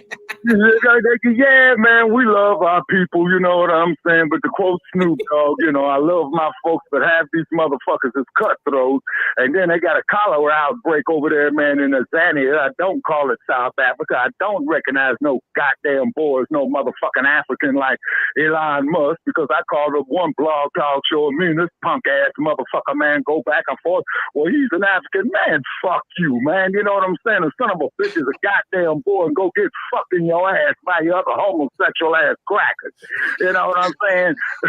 Inclusion is a goddamn illusion, okay? Because I was on the motherfucking Facebook, man, arguing with some sucker over, you know, Ali and Marciano, and Ali would have kicked the living dog shit up out of him. And he said, well, you know, you're a black racist guy and all this shit. Motherfucker, we don't own no goddamn police department. We don't own no motherfucking major ass industries. We don't own no power plants. We don't own no power grids. So we are not in no fucking position to go out there and implement any kind of racism. And then for all these stupid motherfuckers, man, who was up there looking at their clips with your fucking bare eyes, you're stupid. You know what I'm saying? You look at the lunar eclipse at night, and the damn eclipse missed me, yeah, and what have you. But however, those people, as we all know, we are spiritual people by nature, okay? Regardless of what our faith is, rather if it's Christianity, man, you know, Judaism, man, Islam, you know what I'm saying? We are spiritual people by nature. And I know damn well, man, y'all checked it out, man, when old Putin over there, man, went and showed all the biblical deities as black folks, okay, and said his skin was the color of burnt brass, he had the hair of lamb's wool, and his eyes was red as a flame. So who is this motherfucker, man, that you got up here with these blue eyes, man, and this blonde hair and all this old type of shit? You see what I'm saying? And then, not to mention, and like what we argue with on Shabaka's Black Experience Enhanced, you know, we're going to be crumb bumming on an orange trick tomorrow night. So get with us if you can, Dr. Barnes, and appreciate you there. You know what I mean? And then these motherfuckers come up there, man, well, we're all the same and all that. And I'm telling every white motherfucker within ear's reach, okay, come bring your white asses out here to this goddamn desert, man, saying about 2 months. But you got to leave your sunscreen at home and leave a little note, man, you know, what type of medication or what type of medical help your sorry ass would need, because we ain't gonna leave you out there in the fucking sun, but you motherfuckers sure in the hell will leave us in that cold. You know what I'm saying? And then some punk man is gonna come up here and talk about, man, where the Vikings were. These are a bunch of stinking, nasty ass savages. Your damn broads didn't even know how to do feminine hygiene. They got that there from the Ethiopian girls. You see what I'm saying? Well, we're all the same guy and all that, and what we telling them has cut the goddamn check for reparations, and the motherfucking price tag is $750 trillion. Now, if y'all got this punk ass motherfucker Donald Dump or whatever what the fuck he is, going out here paying some raggedy ass looking broad, man, you know, $175,000 to Stormy Daniels. Motherfucker, you got to be out your goddamn mind. You know what I'm saying? Shabaka. Yes, sir. Give the people the link to your show and give them the time, because I want them to be able to listen to your show and get all this in its entirety. Oh, yes, sir. Absolutely. Ladies and gentlemen, it is Shabaka's Black Experience Enhanced. Okay. We're going to be on tomorrow night, Tuesday at 6 p.m. in the Pacific. It's going to be 7 p.m. in the Mountain Time Zone. It's going to be 8 p.m. in the Central Time Zone. And it's going to be 9 p.m. over there on the East Coast. It's going to be uncensored because, you know, we tell them, you know, we have to have it for those 18 years of age and over because we got a letter from them. Oh, well, man, you know, you guys was cussing too damn much, and you know, and the sister, you know, is listening to it on the computer, and she had babies. So of course, you know, we respect that. So that's why, you know, we put our warning labels up there. So we're hoping to get all our haters to call in tomorrow night, man. And hey, and it's open season upside their domes, man, and blazing days and lean and sheen, rumble, young man, rumble. When these Joe Gibsons with this illusion of inclusion motherfucker calls in, you know what I'm saying, Pianti and all that, and all brain dead motherfuckers, man. They are to be humiliated. They are to be degraded. I'm gonna try to rock with y'all tomorrow night. I want everybody to check us Mr. out, Bonds, yeah. So, yeah. Yes, sir, yeah. And we definitely appreciate the support that you all give us. And greetings to you there, Miss Courtney. You know, always dropping some gems, ma'am. You're welcome to call in. And then also, too, on a future episode, we want to have one, you know, a tribute to Black women, you know, to discuss all the attributes that they have of how they make the world go round. You know what I'm saying? Please crumb bomb on all ghetto gaggers like your Candace Owens and what have you and all that. You know what I'm saying? Gagger. Okay. Oh, yeah. Excuse my language, ladies, it's but you all know what I'm saying. It's all good. I just wanted to point that out. I want to thank you for calling in, man. Oh yeah, most definitely, Dr. Barnes, and I'm going to be checking you out on the rest of the on the Facebook, man. I'm doing a million things at once, you know, and so I had to call you all in, man. You know what I'm saying? And then I'm definitely going to get with the witch doctor and that CMOS, man, because with the cholera epidemic breaking out there in Africa, you know they're going to come back, man, with this goddamn COVID fake ass shit, you know, to go get slammed with these microchips. Because just remember, Microsoft, microchip. Microscopic. Do you see where I'm going with this here, people? I got you. And we crumb bum on Silicon Game Valley all the time because they're making too much fucking money over there. Over there, you know, in Boys Town, San Jose, and what have you. And of course, up there in Panther Town and whatnot. And then also, too, we're trying to get some likes. So please check out Frontline Black News when y'all can, man. Yeah, because we're thinking, man, and we're asking for the support of the community. And feel free, man, to advertise what you're going on as long as it's a majority Black-owned business. You see what I mean? And on P. Diddy, yes, sir. Let me say this here, Dr. Barnes. I'm going to let you go. Okay, and also, too, on P. Diddy, I'm not passing no judgment on him, man, yet. You know what I'm saying? You know, but until all the evidence comes in. However, if he did do that shit, he got what's coming to him. And if he did not do the shit, and if it's a smear campaign, fuck the motherfuckers as well, too, trying to smear him. You know what I mean? Gotcha. Okay, just keeping it real, Dr. Bonds. Okay, so I'm going to check y'all out, man. You know, looking for some more comments in the chat room, man. And appreciate y'all. See you, Shabaka. All right. Okay, y'all take care. Nothing like it, man. You got to. We have some the callers we have. Right. Listen, I'm trying to tell you, you get it with both barrels. People have to be prepared even just listen to the show. When we start to chop these reels up, I want to do a reel that's just for the callers too, and just to have bits and pieces of them talking. A whole bunch of motherfuckers in there. Right. Well, a whole bunch of F-bombs, right? Yeah. I said I stopped drinking faucet water years ago when it was crypto in the water and everyone had to boil it to drink it and use it. That was a wrap for me. No faucet water unless I boil it. You know, actually, the factuals is Milwaukee has one of the most expensive and extensive water treatment systems in the country. Like, this is fact. They have one of the most advanced water treatment systems in the country because of crypto. And if you're not old enough to remember cryptosporidium, it was an epidemic where, because of the practice that Milwaukee uses in releasing raw sewage into the lake, right? The water wasn't being treated properly for the bacteria that comes off human waste.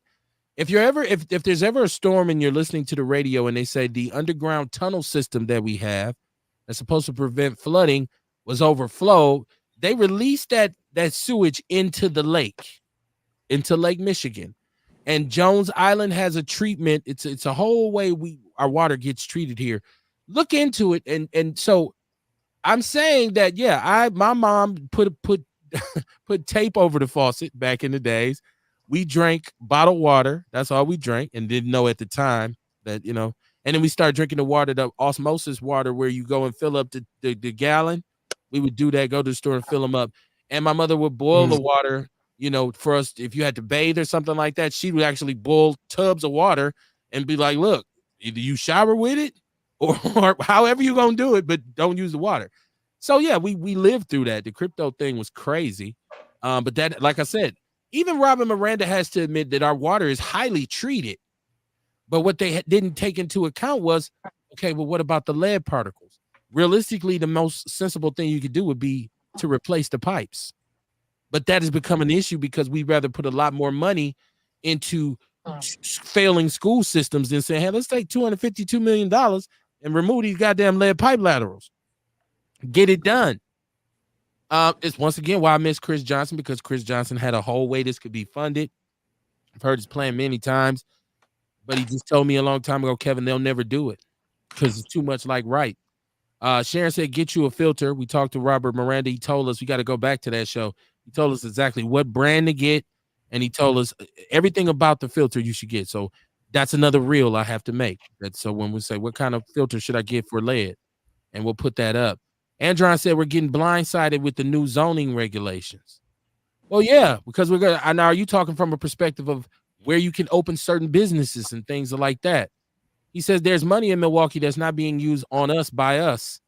Define community without acknowledging system impacted mental illness and housing crisis.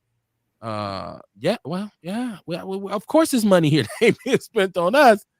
I keep talking about, you don't even hear people talking about community development block grant money, which is money that's allocated for our community. Nobody don't talk about it no more. It's got to be up to $20-some million now. So, but the fact that we be having money and we'll spend it with the white folks compared to each other, because that's what he's saying. Like, it'd be plenty of grants out here from black folks that's supposed to go to black folks, and they'll give it to some white folks. Absolutely right. We go to Cracker Barrel or what is it? Chocolate Factory. What is it called? Cracker Barrel and Chocolate Factory, whatever that shit's called out there in Mayfair. I ain't been in so long. It was funny because I was having a conversation with my wife, and I didn't know that she still wanted to go there and eat. I was just like, Cheesecake Factory. Cheesecake. I said Chocolate Factory. Cheesecake Factory. I'm driving Chocolate past. Factory was that spot with the subs. Used to be in that was in Bayshore. Yeah, okay. It's like Chocolate Factory has a good ice cream. Yeah. Cheesecake Factory. I'm like, yeah, I don't fuck. They ain't got none of my money in a long time. She's like, nigga, I know. Why we ain't looking with the Cheesecake Factory? Why is there? We talked about the way they treated that sister in there that time, and it was all over Facebook with the video where they let a racist white man straight degrade her. And I still say every nigga in there should be ashamed. I hope whatever they ate made them sick, because not one of them stood up for her. I couldn't have sat in that. I would have stood up and said, hold the fuck up, man. I'm not finna sit here and eat with y'all if this is how y'all let one black person get treated, but nobody said a damn thing. At the Cheesecake Factory? Yeah, it's real shit. Look it up. Look it up. Okay, and they escorted her out, and he was still yelling, and the police came, and they Wauwatosa PD sided with this white man. It's ridiculous. This shit happened years ago. Ain't nothing new. It's just like for a minute, I would not even spend a dime at Mayfair because of Joseph Mensah murdering the brother in the parking lot. They had a habit of assaulting young black males, and they put the age restriction in there. They don't want our kids in there after a certain time. My daughter got a job there. She got a job there, and I think my son's he got some shoes. That's the only place he could find them. Or I think I took him to Nick Avani's for his prom or his homecoming suit. That was the first time I had spent money there in years, because I'm like, they won't get a dime of my money. John Fletcher said education is the key. At the end of the day, we have to make this happen no matter what they do, aka Black Wall Street. Well, once again, I love my people when they talk about Black Wall Street without leaving out the fact that it was actually rebuilt. And it thrived for many years after that. You know what put it out of business? Integration. So while you get mad and say the white man bombed us, they burned our shit. That ain't what eliminated it. What eliminated the black businesses here? My mom would always tell a story of not being able to shop anywhere but 3rd Street, which is now MLK. And she would show me these, and they had like a swap meet. She said we couldn't go downtown. We couldn't go to the suburbs to shop. And it was black people making money. Soon as they say, okay, you niggers can go downtown now. You can come to Bayshore to our mall. You can come to Tulsa to our mall. We were so happy. Whew. We finally get to shop with the white folks. Black business is gone. That's been done. So yeah, shout out to Black Wall Street and all the niggas that stopped shopping there to go and shop at the mall in Oklahoma, where it was at. Ain't that where it was at? In Oklahoma? Tulsa, Oklahoma. Okay. Courtney Francois, she okay. Should I read it, Courtney, or are you? Go ahead, read. Don't be acting like my comments don't matter. Go ahead. No, you're normally administrating the chat room, so you're having conversations. My comments matter.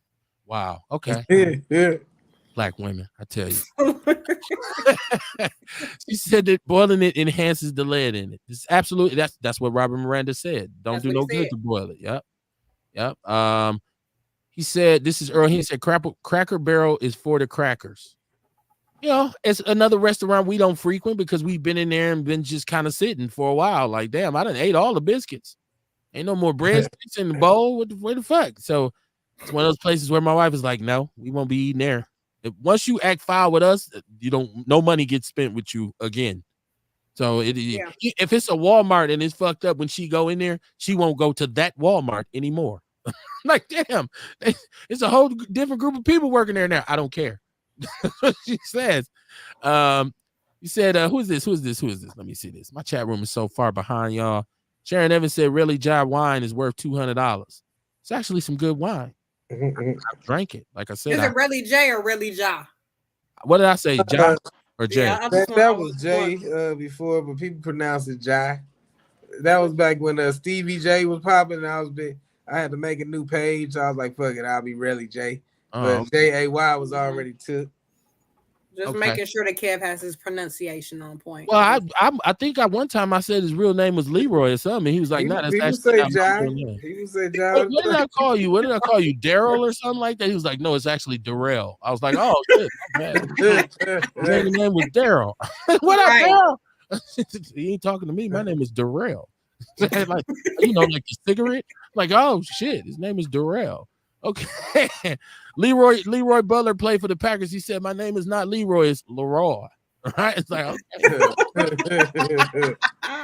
Mama Jenkins said the affordable housing is going to be built on the east side. So say DC. She said this shit is genocide at best. Like, these motherfuckers think that the RNC will bring in money. That money's not going to go to our communities. It's going to stay downtown. Absolutely. Yes. And you know what? We ain't going to do a goddamn thing about it. We ain't gonna say shit about it. They gonna bring Sukihana, Sexy Red, Glorilla, and all of the other slutty female rappers and call it the Ho Fest. I think some people look at it as it's reaching our community because they feel like they're gonna be vending at the RNC. So they feel like, oh yeah, our community is getting some reach because we done made it down there. We making some money. Woo woo. But hey, what is that doing for your hey, I'm just telling you what I think people think. Hot dogs for 7 days one time in 2024 and built a whole legacy. Hey, I feel like we should be finding a way to make money. Shit, I love to get my cigars down there. Yeah, you know what I'm saying? Most black folks be trying to get down there. You don't want to your cigars down there just during that time. You want to build a business. No, I wanted, I want it for good everywhere, but when you think about shit like that, I feel like at any facet, we should be trying to get some money from down there. Yeah, go get it. Yeah, go sell hot dogs down there. It's just something for this convention. You know what I mean? You selling something for this convention, or you got a whole brand you pushing. But like, I feel like we should be trying to get something. I tell you what, you go down there and sell your hot dogs, but just don't come back flossing to me on Facebook about how you a hustler because you sold hot dogs downtown, but you never sold no hot dogs nowhere else. I would say then where your business at? You quit? When they left, you don't sell hot. What my son called them glizzies. Why can't I be flossing, Kev? Why can't I be flossing, Kev? I sold a whole bunch of hot dogs at the RNC. I sold a whole bunch of hot dogs at Garfield Days. I be out here Juneteenth. Like, what you mean? You didn't say all. Nobody said nothing. You said RNC. My comment was keep selling your hot dogs. Most people usually do. Right. They usually do, Kev. No, they don't. They sell a hot. It sound like you hating. I am. They sell a hot dogs at the RNC. They sell a hot dogs at the RNC and then spend their re-up money at the club downtown, so they can't buy no more hot dogs. I know a couple people with hot dog carts, and they've been very consistent. I don't know what you talking about, Kev. I wouldn't buy no hot dog from that. Fuck. It's not right. You just hating. It's okay. Right. I'm a hateful person. It's okay. I'm a hateful person. About it, though, just like how people come to our community to get our money to take it back to their community. It'll be dope to get their money and then take it back to our community. I mean, you know, the Arabs and the restaurant for the chicken restaurants and the Arabs who buy blunts. Yeah, take it back to our community.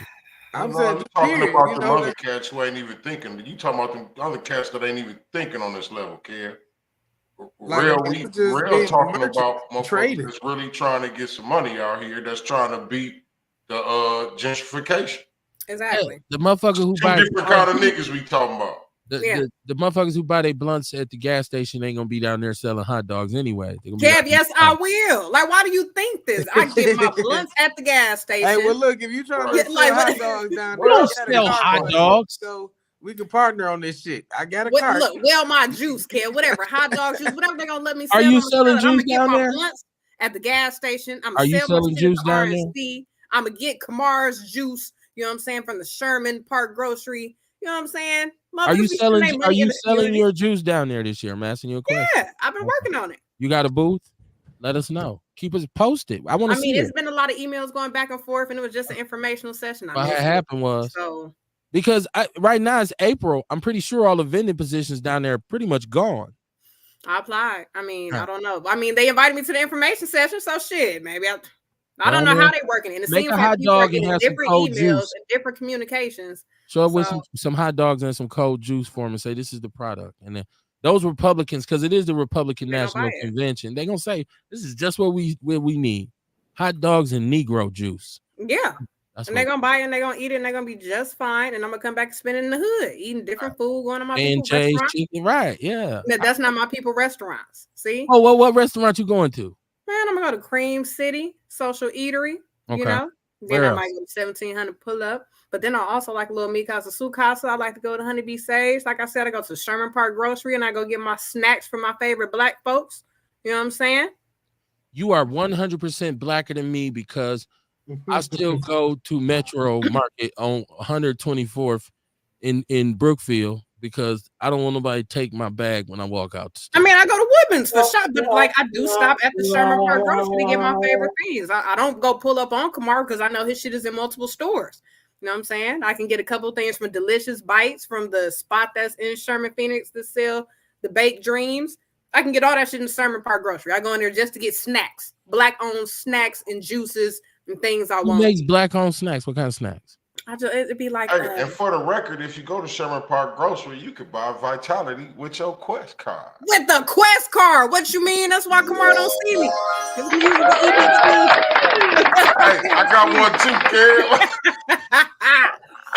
I get Kamar on the other end. You know what I'm saying? It's only room for one board on this show. One board. I'm sorry. We got a big crowd. If we do our cheers at the same time, we got a real big crowd. Let me handle the sound effects. I got it. But it's all types of snacks at the Sherman Park Grocery. It'd be the little cheesecake jars. It'd be some banana pudding up there. It'd be different types of cakes and cupcakes. Like I said, everybody's juices be up there. Kamar juices, the little lavender lemonade.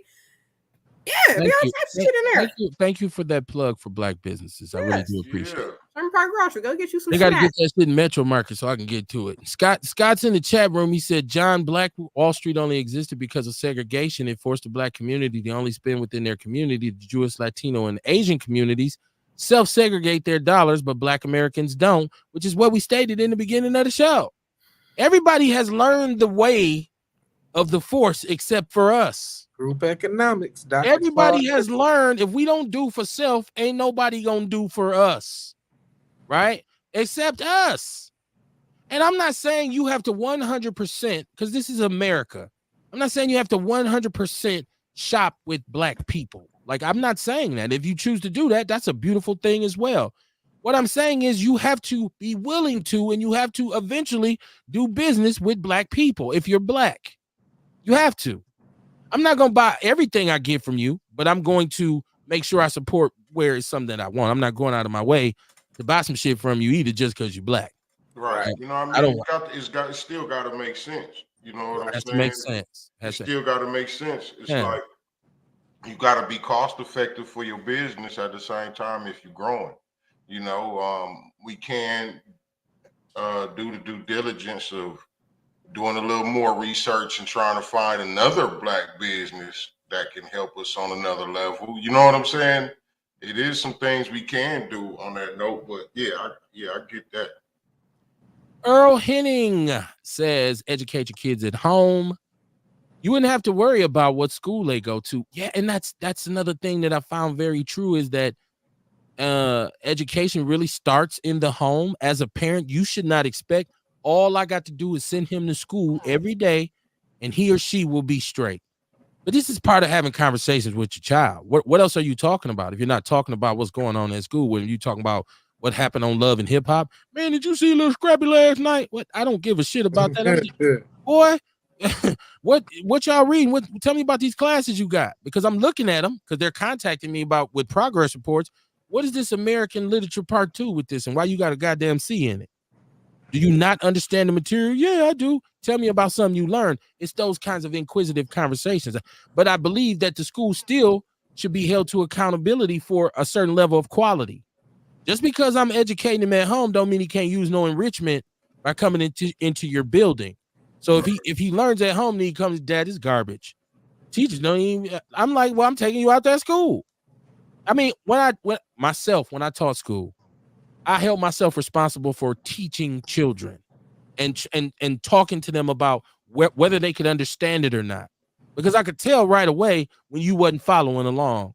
And I say, hey, you need to holler at me after class. What's going on, Mr. Barnes? Are you okay? Can you keep up with this stuff? Is this material too much for you? It's just between me and you. Are you having some problems reading? Yeah, sometimes I can't do da. Okay, well, you know what? Let me get you some help. So then I know to go to whatever reading curriculum entity is in the building and say, hey, I got a student. He's struggling really bad. Okay, Mr. Barnes, let's get him signed up. That's what a teacher should be. I knew I didn't have a magic wand to say, bling, you can read now. Go on about your way, little fella. I gotta find something in the system that helps you learn. That's what teachers should do. And I'm not saying that they don't. I'm saying that the school system is so dysfunctional that whatever they doing ain't matriculating to our kids. Because first of all, you can't even get them to come to school. But it's a lot of the parents. But we can't just blame the school system. There's a lot of parents that don't. No, I'm not. Like you said, a lot of them be mental. A lot of them not smart. So everybody got a part in it. You're right. You learning, because I don't even know the shit that you learning. I can't talk to you about it because I don't know nothing you talking about. That's I can't help you with it. I can't. Did you do your homework? And probably not even asking that. Like, you know, I definitely got a cousin, and I'll go visit her. And whenever I go see her in Atlanta, her and my son about the same age, a couple months apart. And whenever I go see her, she just be on her phone the whole time, like just staring at it. We go out to eat. She just staring at it. I'm like, nigga, what the fuck is so important that we can't even have a conversation? The kids here, we have to eat. Like, what the fuck you looking at on Instagram? That's going to go away. The fuck? And that's how it is in a lot of households. These fucking apps got a hold on people. These shows, like. Hey, we got this joke in our house, right? And it's funny. Y'all know this, right? I'm finna say something and tell me if it sounds familiar to you. Can I have my phone? Can I have my phone? Can I have my phone? Dog, I'm telling you, I be watching YouTube and it be like different shit, like, you know, them police arrests and shit, like a motherfucker get took out their car or whatever. Can y'all please get my phone? Can y'all get my phone? Like, goddamn, man, motherfuckers is so stuck to these phones for the wrong reasons. You know what I'm saying? Well, it's like if you was into your phone doing something productive or constructive, you know what I'm saying, instead of just scrolling and being messy as a motherfucker, you know what I'm saying? Like, it can be beneficial, but like a lot of people stuck to their phones for the wrong damn reason. A lot of people have an alter ego online. See, this is what we're talking about. See, we have to understand people have that avatar shit is real. There are people who have a persona online. And I know some of these people in real life, and I'm like, that's not even your life. But I watch them on social media, and I'm like, I get it now because it's an escape. It's like AI pictures. It's like anything else. It's an escape. We always looking for an escape from whatever our reality is. We're looking for escape. So why do you come home at the end of the day, take the time, get in the tub, light you a blunt, light you a joint, sip a little wine, and kick back and close your eyes because you want to get away for a minute. You want to say, let me unwind, let me decompress. The way some people do that shit is by putting shit up on Instagram. Now, I don't totally understand it because it's not an issue that I have, but I used to get more upset with people on, especially on Facebook, because I used to see people who just be on straight up bullshit on Facebook. One morning, they the most righteous, blessed, enlightened motherfucker in the world. The next day, they own their mama, they finna kill somebody. Like, goddamn, when is you gonna be righteous again? It's I get it, but yeah, you're right. That goes into attention more than anything. We got people that's more focused on getting attention and raising their kids and shit. You know, they yearning to be seen and to be heard in their own way. It's so many different things that's stopping motherfuckers from being parents. God damn it. But that's all they thought, because they know better than that. You, goddamn it, you know your son is. I used to always bug out. Do they know better than that? If they were raised that way, do you know better than that? But you have to raise kids. I would always be bothered when parents would tell me when I was at St. Charles, I don't know what's wrong with this kid. He's out of control. Motherfucker, you got all the cards. He living in your house. He's a minor. He's 15. We talking about, now this is the rules, and if you can't abide by them, then unfortunately, son, you gonna have to get what you get because you cannot live here. I'm so sorry. You can't be here and live like that. You can't live in my house. You can't eat my food, enjoy my shit if you don't play by the rules. That's just it. So if you say, well, I'm just out here then, I tell him, I love you, but you can go. I mean, it's the real. Like, look, man, I can love you from afar. So when you do get locked up, I'm not going to be in there crying. I'm going to be in there saying, son, I told you about this shit. You can only protect him if he listens to you. Can't teach an empty seat. If he ain't listening to you, you can't protect him. You can't raise him. That's right.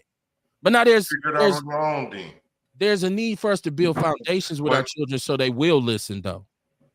Yeah, that, you know what I'm saying? That I was just finna say, you know what I mean? It's hard though, because it's like, at what point do you let go? You know what I'm saying? Knowing what's going on out here. You know what I mean? That shit hard as fuck, man. Like, give up on your child.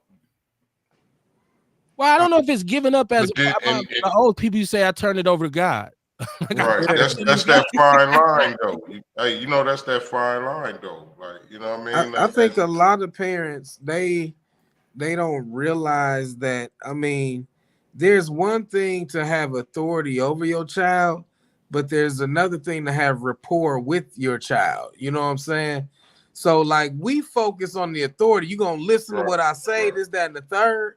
And what I learned with my children, what I learned with like grown dudes who looking for some guidance, they want somebody they can go to for advice and guidance, but they want somebody they could trust. They want somebody that's gonna talk to them, not at them. Right. That's too much. That's too sensitive. That's some soft ass shit. See, there you Stop crying and shit about it. You talking to me. But then you gonna starve alone. You're gonna starve alone. Bye. I'm tired of fucking excuses. The world is fucking hard.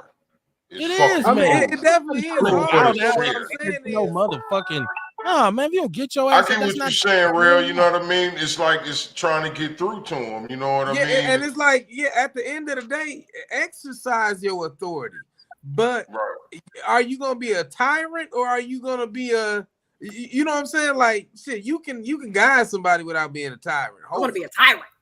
You want to be a tyrant? I don't want to be. I don't want to be I a tyrant. I don't want to be a tyrant, but I want order. And in order to have order, we got to come to an understanding. And Right, listen, right.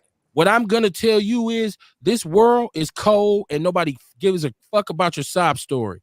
So get your head out your ass and stop being soft. Because it's not like I'm gonna tell you nothing wrong, anyways. I'm gonna give you the 100% deal. Look, son, this is what it is. You got to fall in line, or you got to get the fuck out of line. Because the line police, they gonna talk to him any kind of way. They gonna really whoop their ass, right? Right. You walk, what's No, but what I'm saying is the reason a lot of Man, these this, man. Oh, yeah. Hey, go ahead, real. I'll wait for you. I was gonna say a lot of the reason these kids is like this is because they see their parents saying one thing and living another. Or especially like I grew up in church. So you will see the motherfuckers that like do as I say, not as I do, because they'll be living contrary to what they telling you. So it's like, yeah, you still gonna listen because they got authority, but that respect still might slide a little bit. Well, if your kid loses respect for you, it's all bad anyways. And that's what I'm saying. In order for me to be able to hold that lead position, right, there is a standard for me to live by. I can't be off the walls and telling him to get his shit together. That's what we call accountability. Exactly. Go ahead, man. I thank you for being gracious.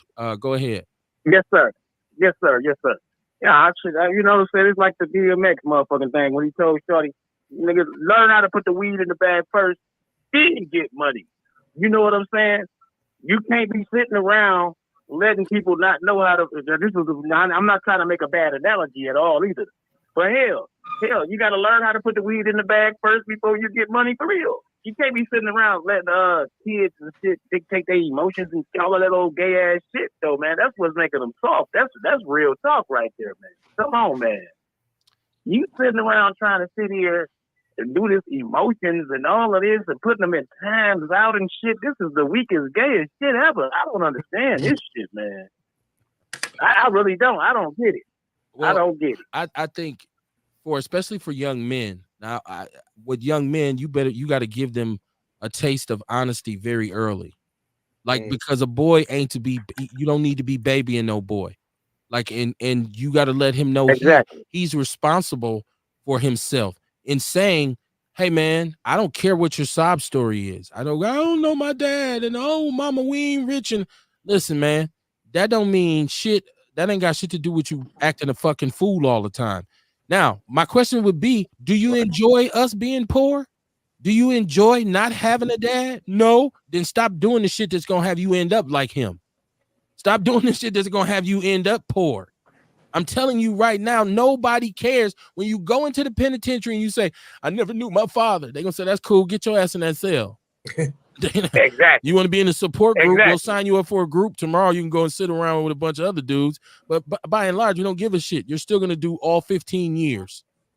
They're not gonna say who gonna baby them in jail? You know what I'm saying? Who gonna baby them in jail and then shit? They got that time because you done baby them on the outside and shit, and they got their real time and wasn't ready for it. They in that motherfucker. They in there lost. This is true. It's true. It's very true. Real talk, man. With baby girls, I think there's about, I don't know who said this to me. I think it was Sean Moore. Maybe talked about positive reinforcement with kids. A lot of times with young ladies, you just got to keep reminding them that they are special. That you pretty, you smart. You should never think of yourself as less than. I think a father's role is just to reinforce to his daughter, like, you can do whatever you want to do, baby girl. You ain't got to follow in the path of her or her or her. Because whatever insecurity she have, don't worry about that. You'll be okay, baby. You good. So it's like giving tough love and then giving soft love, nurturing love, right? And you don't think of a man as a nurturer. You think that's the woman's job. Well, for the son, it helps. You see how yin and yang go together? So I can be tough with him. She can be a nurturer for him. And then she can be tough on my daughter because she understands what it takes to become a lady or be a lady. And then I just come in and be soft with her and just be like, no, baby girl, no, it's all good. I didn't mean to say soft. No, diddy. Hey, Kev, can I say something else real quick? And I'm gonna get out of here though. Go ahead, bro. Hey, have you noticed if you watch the podcast and shit or whatever and shit, people can't even say somebody got murdered, somebody got raped. They say SA for sexual assault. You know what I'm saying? You have to use code words, and when you're trying to give out information now, they have a motherfucking some type of unwritten rule, or I don't know if it's written or unwritten, where you can't even say sexual assault. They say he's been SA'd, he's been unalived. See, people is not paying attention to this shit. You can't even talk no more. They'll cut your whole podcast off if you use the word rape. They'll cut your whole podcast off if you use the word sexual assault. You have to say SA'd and all of that shit, man. It's happening right before our very eyes, like Tupac said, and you don't even realize.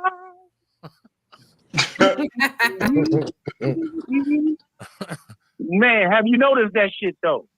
Well, yeah, it's always an attempt to control the way you speak. My daughter was calling me y'all. I think I might have said the wrong sorority. I think hers. Did I say Theta or Zeta? Because she's a Zeta. Let me say that. Because if I say Theta. Sorry about that, Ewok. Did I say? What did I say? I think you said Theta. If I said Theta, she's a Zeta. She's probably calling me to cuss me out. She called me like, nigga, what I keep telling you, say the shit right. I don't know. I've never. I was in a gang. I was in a gang. I was never in no frat. Mama Jenkins said only 31% voted.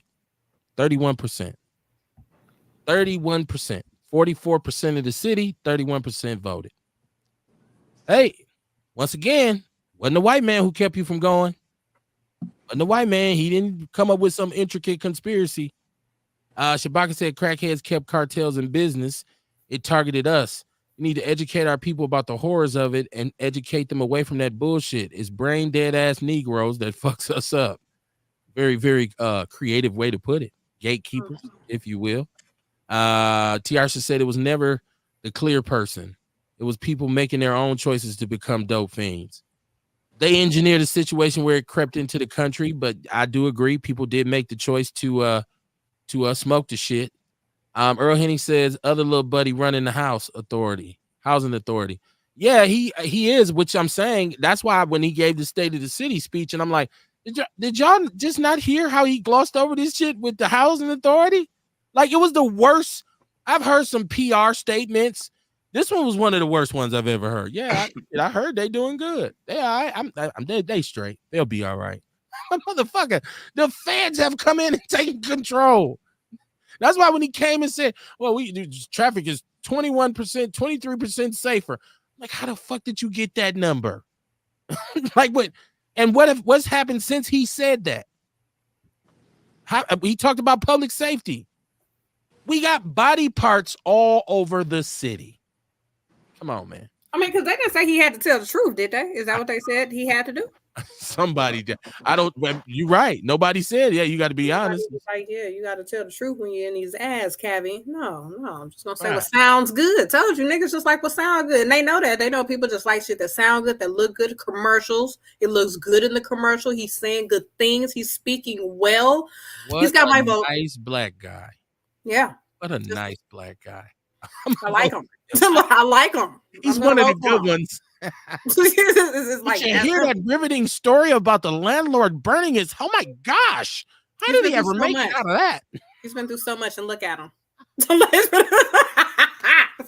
ahead, right? Scott says, "I love it when Dion calls in." I think people listen. Dion is part of what we do. Sharon Evans said Dion is the raw truth, unfiltered, right? And sometimes what y'all don't understand is Dion is just meandering. He's just everything that comes to his mind, he's just putting it in the universe. Dion will text me at like 3:00. Like, Kev, I hope you're doing the show tonight, because I'm ready to talk some shit. And I'm at work, like, okay, I got you. We'll be all right, Dion. I'm not. He be really serious. Like, before I even start the show, he's in the damn chat room. Like, when you gonna start?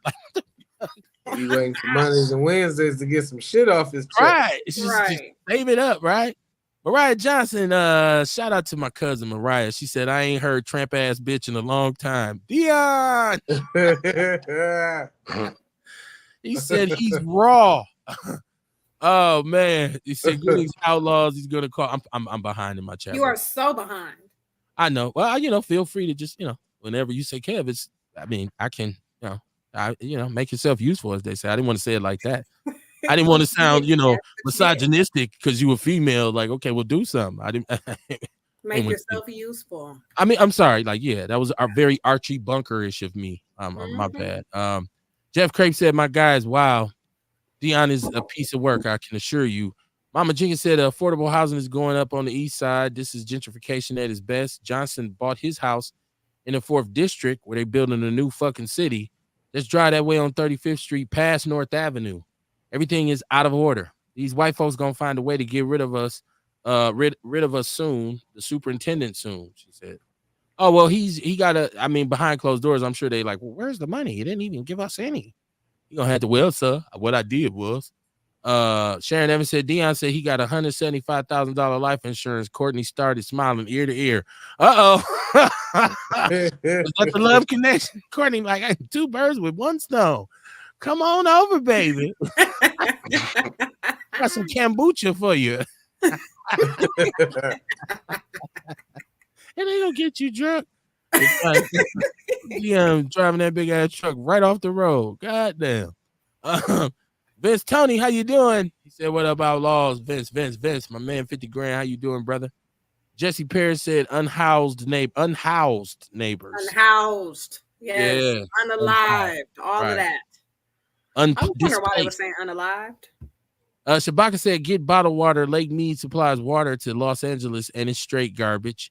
Well, we talked about the dangers of bottled water. See, I'm saying, like, you know, if you take heed to every little thing you see, you're gonna be sitting around like, I don't know what to eat, I don't know what to drink, I don't know where to go. Man, there's information to go against anything you're doing. Anything. Yeah, the country, really. Anything. And then it ain't gonna be no information. So I've seen motherfuckers over there making hamburger patties out of mosquitoes. Man, I just seen a dude over there in Puerto Rico walking down the street. It was a whole mango tree, mangoes on the ground. He just walking. He like, what? I'm like, that's how the world really supposed to be, just plentiful fruit and shit while you walking down the road. Like, well, and when I grew up, we had neighbors who had fruit trees. So we, you know, apple tree here, plums here. Somebody had, you know, pears here. We would get out of my goddamn yard. We climbing rhubarb. Rhubarb. I didn't know rhubarb used to be everywhere. I didn't really get into rhubarb. I was like, that's just weeds. They just picked that shit up out the dog piss on that. Like, no, I wasn't. No, I didn't really get into rhubarb. I'm sure it was good though, because I had partners who used to be like, you know what I'm saying? We used to wash it off and get a cup of sugar and dip in the sugar and chew it. There you go. As long as you washed it. I seen cats just rhubarb and start eating it like, yeah, the dog literally just shitted on that. You just go to chewing on it. Ewok said the eclipse got y'all talking crazy. I like to think we always talking crazy. Eclipse or not. I feel like that. Says salute to our West Coast correspondent. He's shouting out Shabaka. Hey, Walker Jones, how you doing? Welcome to the show. Earl Henny said too much milk is in a white milk. It's too much milk in white milk.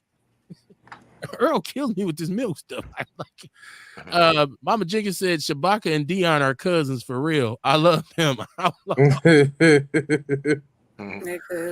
Vince said, did I miss Dion? I don't think you did. I don't think you did. Shay and Kruma is answering Dion's question about the Jesus, the picture with Caesar. What was that? Borgia. I know he was a Pope's son. I know. Italian, right? It's not, you know. And people talk. And see, once again, that's us.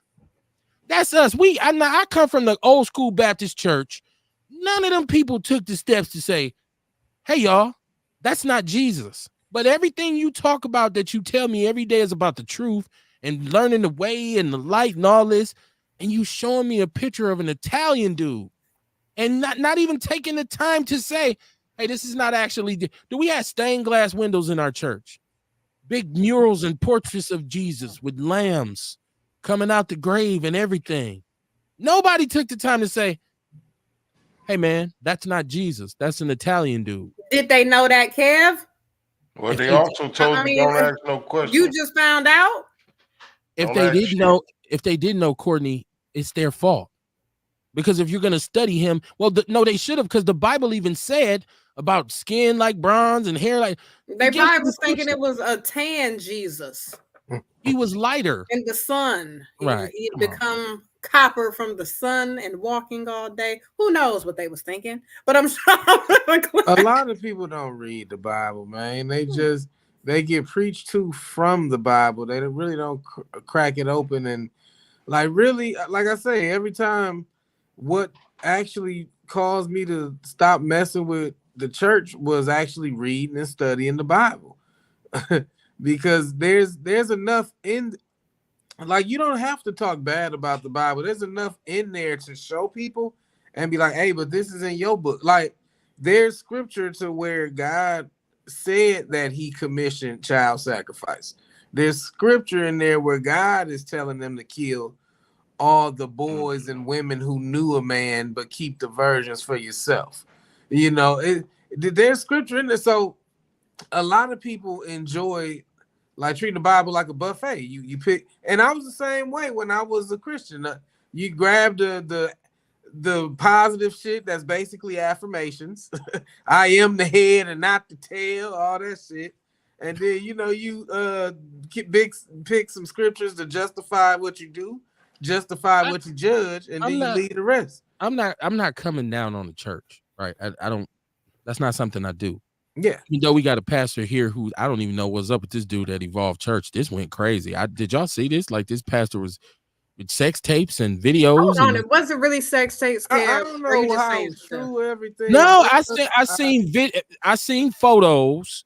Oh, there were stills of people were sharing it. It was him with a woman in a compromised sexual position. Oh, we know that the chick had to put that out. It's a whole bunch of butt-hurt ass chicks out here.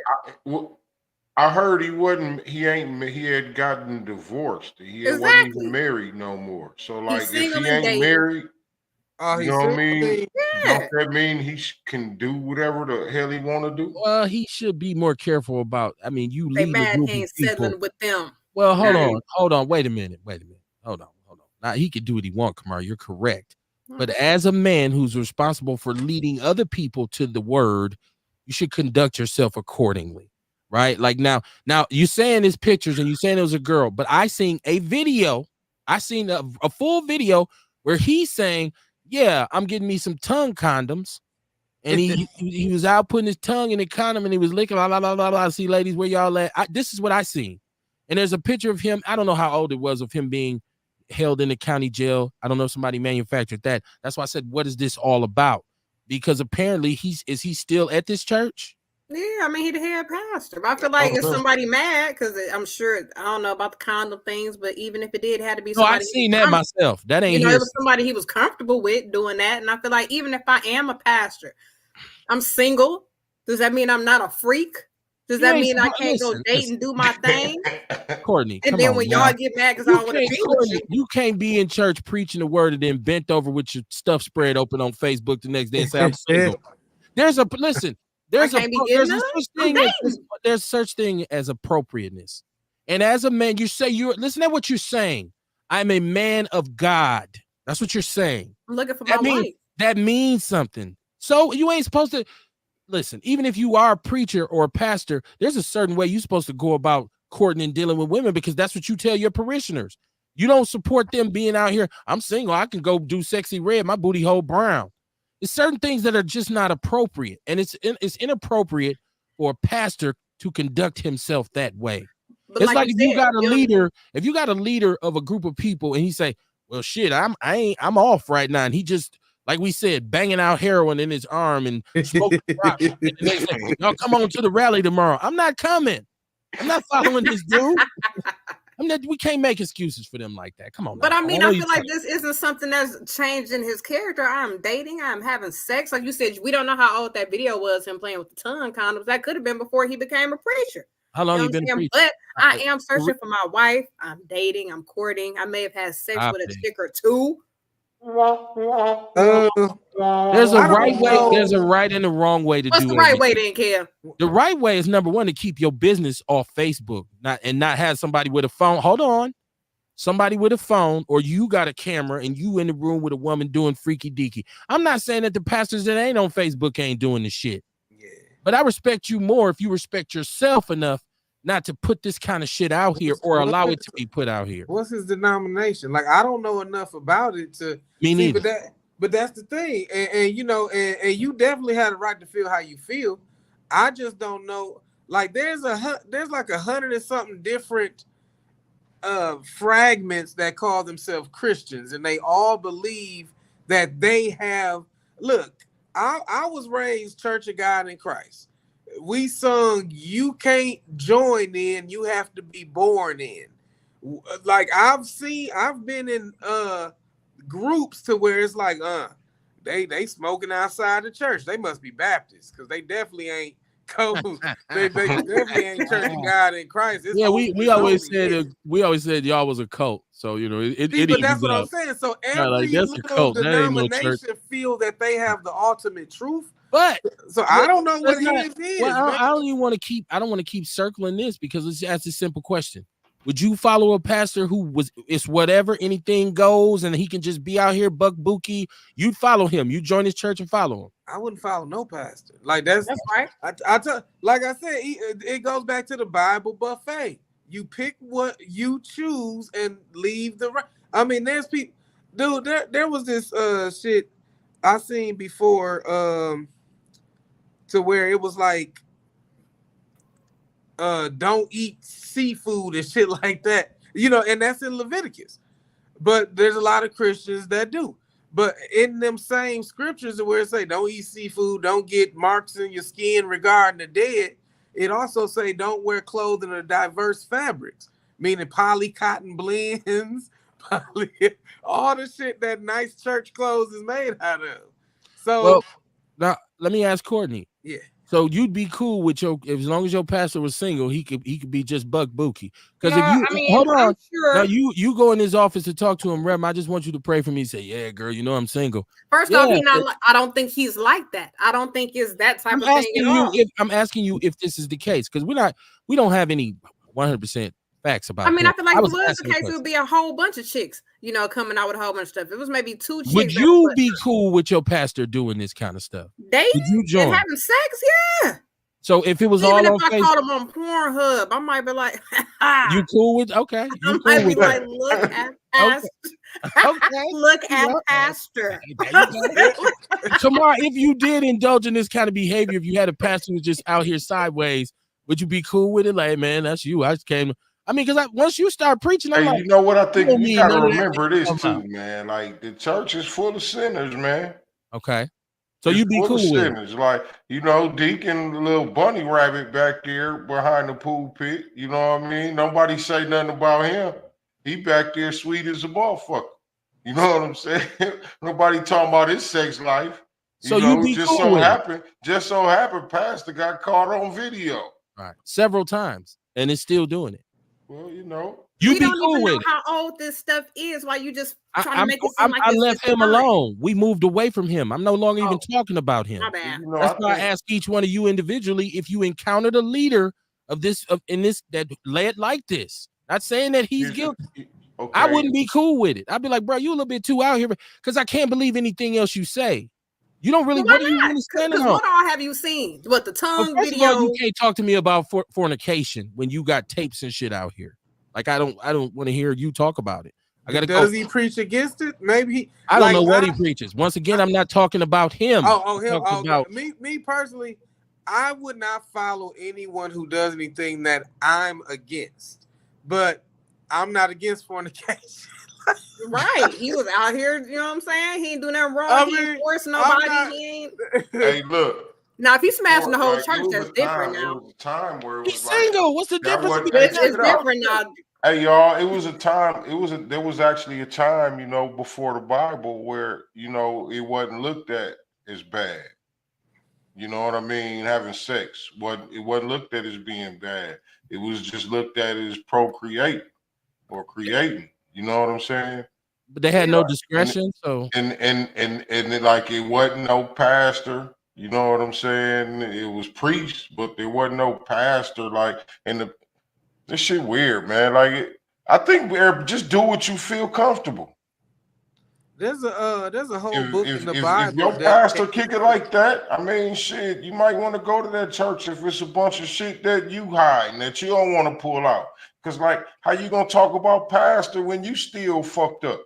Yeah. Well, once again, hold on. My dad was a preacher. Okay, so I know that when you go through this process of saying God has chosen me to lead the people, God has placed a gift upon me. He's gonna speak through me. It's not a oh, well, I can still live the way I've always lived and still be. There's a code. There's a way that you're supposed to present. And there's a way you're supposed to act. There's something you're supposed to represent. This is not a haphazard commitment. Man, everybody pick and choose they sin. If you say, and once again, I understand this is my kind of perspective on it, but I'm saying I'm not any person that wants me to even support them as a leader. They need to be morally upright. I don't want to hear nothing about, well, shit, kid, you had sex too. Well, did I come to you and say God chose me to use me? I didn't say that. I didn't take that commitment. I'm still trying to find my way. That's why I'm looking for somebody who says, here's the way. The word shepherd and sheep. We're supposed to go to men of God to find to help us find our redemption. They show you the way, you follow it, and you eventually become wherever you're going. My only point is, it's like any leader. If I work at the same job you work at, and you never come to work on time, you never get shit done, you never help, you never do anything in a leadership capacity, I'm not fucking with you. If you don't get fired, I'm gonna go work somewhere else. So if I turn on this and I see, damn, he out at the bar and he out kicking it, tooting cane, and he just out here fucking, he's single. And then the next day he's late. He missed an important meeting because he was hungover. Then he tried to come and get at me for, well, Kevin, you know you was late yesterday. Motherfucker, please. If I'm going on league, but following your example, I come in this bitch whenever I want to. Somebody has to be the leader. Somebody has to set the example. I think one of our problems as people in our community is nobody wants to follow any fucking rules. Everybody wants to just do whatever they want to do. Sinless either, though. Say that what? Pastors ain't sinless. I didn't say a word. That's all I'm saying. So, like, you talking about following the leader, that's fucked up. You know what I mean? There's an expectation. They all. They're not all that way. That's why I say. But that's also why I said, like, you know what I mean? Everybody got different sins. So, okay, this may be what this pastor doing over here may not be so bad to you. Then he needs to step away from leading people. Work on his life. Then you got pastors that do other shit. You know what I mean? Some pastors, they may be horrible to their wife. You know what I mean? His ass need to be put on blast too, because I ain't fucking with him either. See, it's all about understanding what organization you in, because every organization has its own dogma and precepts. And like whenever I joined the church, you had to go through classes that taught what this church foundation was. Like I said, Church of God in Christ is founded off the Azusa Street revival with Bishop Mason, called the Holy Ghost. And then I got books that show you Bishop Mason was a conjure. But that was our foundation. Like I said, we can't judge somebody according to what our shit is, because like I said, we looked at people, oh, he's smoking outside the church, he must be Baptist. Or those Baptists that go out to the club Saturday night and be in the church Sunday morning with the same dress on. I feel like all y'all just giving excuses for people to do whatever they want and not be held accountable for anything. People differ on what their standards is. So I feel like all y'all saying the same thing, so none of y'all give a fuck. This is like, okay. He had sex none of us in church. I did some research, so he was in the church fucking. Oh, hey, Kev. Now that would have been on Pornhub. Hey, now. What you keep talking about Pornhub? Look at him. You keep talking about that, brother. Look at Pastor. I was just saying, ain't none of us in church. So, you know what I mean? That's why we got the perspective that we have. I mean, join the church you can vibe with. I mean, there's churches in the deep south, motherfuckers dancing with snakes. That ain't no shit I would join, but people do join it because they vibe with that dogma. I have standards. Listen, I'm gonna be honest with you. Don't get out in front of me, and I'm not saying I expect you to be perfect, right? If you're saying I'm just a normal human being, I come on this show. I just host a podcast. You ain't never heard me say I was righteous. You ain't never heard me say I was this super nigga who's full of, I have no faults, no flaws. Come fly to Cambodia with me. Let's start a village. I'm never saying that shit. Well, I'm saying, but anybody who does come to me and say, Kev, I'm on the path to righteousness and I'd like to show you the way. What I'm going to say is, okay, well, let me look at how you live. If I see you on some bullshit, I'm like, we might as well not even leave. Yeah. Let me find somebody else. It's just me. It's like going in the classroom with a teacher and I say, okay, I'm trusting you to teach my son. And he said, well, I really can't read that well, but I usually get by with what I got. Like, no, I'm taking my kid out to the classroom. Like, if your teacher is bent over in the Sexy Red video, And I see her, I'm gonna say, I don't want her teaching my daughter. She's probably gonna do it. I said, if he said, no, because there was just a teacher who lost their job in Detroit. I seen her because she wouldn't like stop rapping or some shit like that. Yeah, and then she went outside and twerked with the students after they fired her. Come on, man. This is what happened when you let anybody do any goddamn thing they want. You ever heard of Caligula? Like it never stops. Look, this is what's up with the diddler. Nobody ever told P. Diddy you can't be peeing on people and shit like that. He was just doing what he want. Well, he's single. was he peeing without their consent? Like, I mean, right. There's a difference, you know. There's consensual. Courtney, like, was it on Pornhub? There's consensual. And I'm looking at these messages. You know, they got messages. It seems like, oh, girl is just steady messaging him. It's like 3 messages back from his side, and it's just a whole bunch of. The diddler might beat these charges. Let me read my chat room because I'm way behind before Courtney started tripping. It ain't no charges. What is this?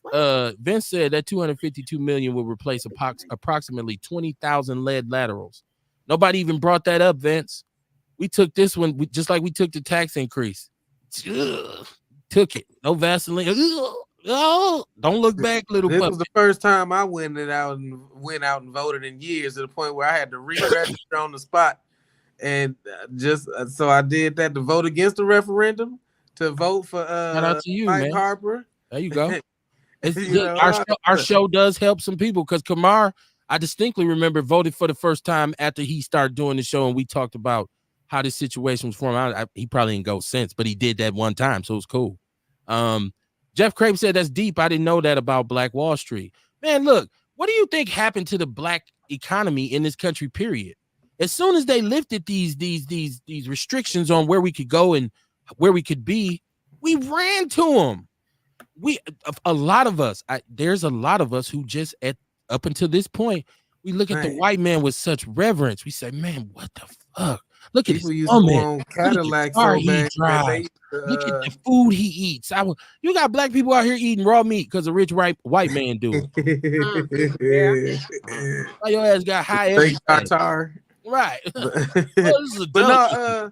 back in the day, people used to want Cadillacs so bad that they would pay over the amount to have like a white person get it for them.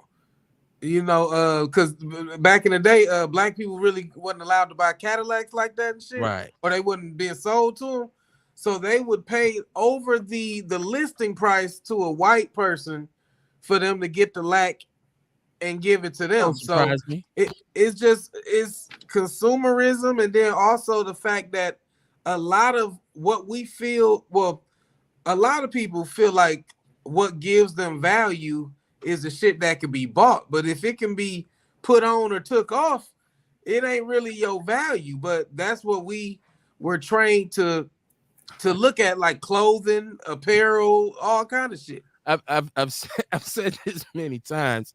My mother, she would always say, you know what my problem with niggas is? And I'd be like, what? She would say, they know the price of everything, but don't know the value of shit.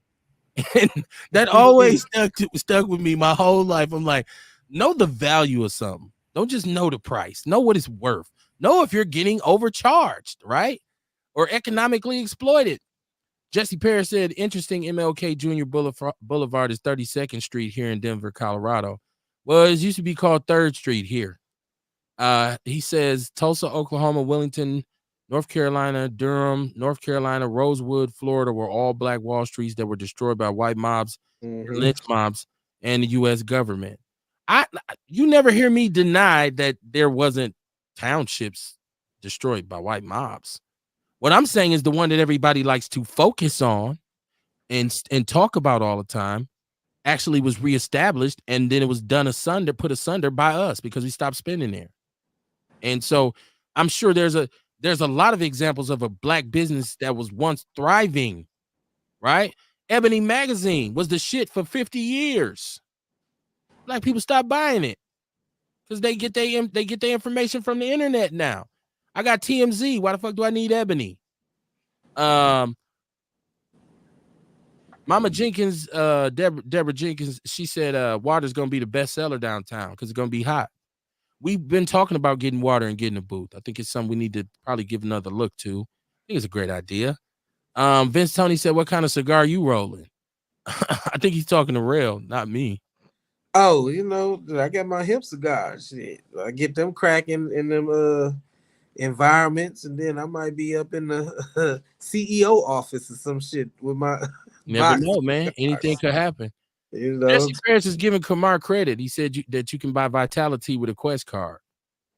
Hey, man, you put it out there where the people can get to it. Shout out to Kamar for that. We always talk about Kamar's business model being very progressive, right? I'm trying to infiltrate country clubs. I want my. All right. I mean, why not? John Fletcher said, word, that's a fact. I'm saying we have to keep our dollars circulating with our black businesses as much as possible before it flows out the community. You got to figure out a way to make it flow in the community. We ain't figured that shit out yet. That's why it's getting out so fast. Earl says, sound like you had some great ideas for the kids. I work with a lot of young people, man. From, like I said, teenage felons. Too long I worked. Everywhere I go, I'm like, they give me the worst kids. Right. So, but just when you start talking to them and you start looking at them, you realize what they need is structure and discipline. I'm not here to be your friend. Now, if you want to say, man, KB, you cool, like the kids I worked at St. Charles, some of them would say, KB, man, you the coolest staff person, man. But I never said, okay, well, I'm going to let you get special privileges now. No. Where there's opportunity, I would allow you. When I say, man, I need somebody to clean that kitchen up, and you can get a stipend for it. Because we would give them money for doing chores. They'd be like, KB, man, good looking. So when you go home on your visit this weekend, you have a little bread in your pocket. I would do that. But in order to do that, to get that kind of thing, you had to get right. When I say, man, cut these lights off, go to bed, you need to be in the KB, I'm good. That dude who in the door all night, fuck you, don't tell me what to do, motherfucker. He won't get shit from me. Man, why you tell me about the kitchen? You don't need no kitchen. You do what you want to do. You don't need no job.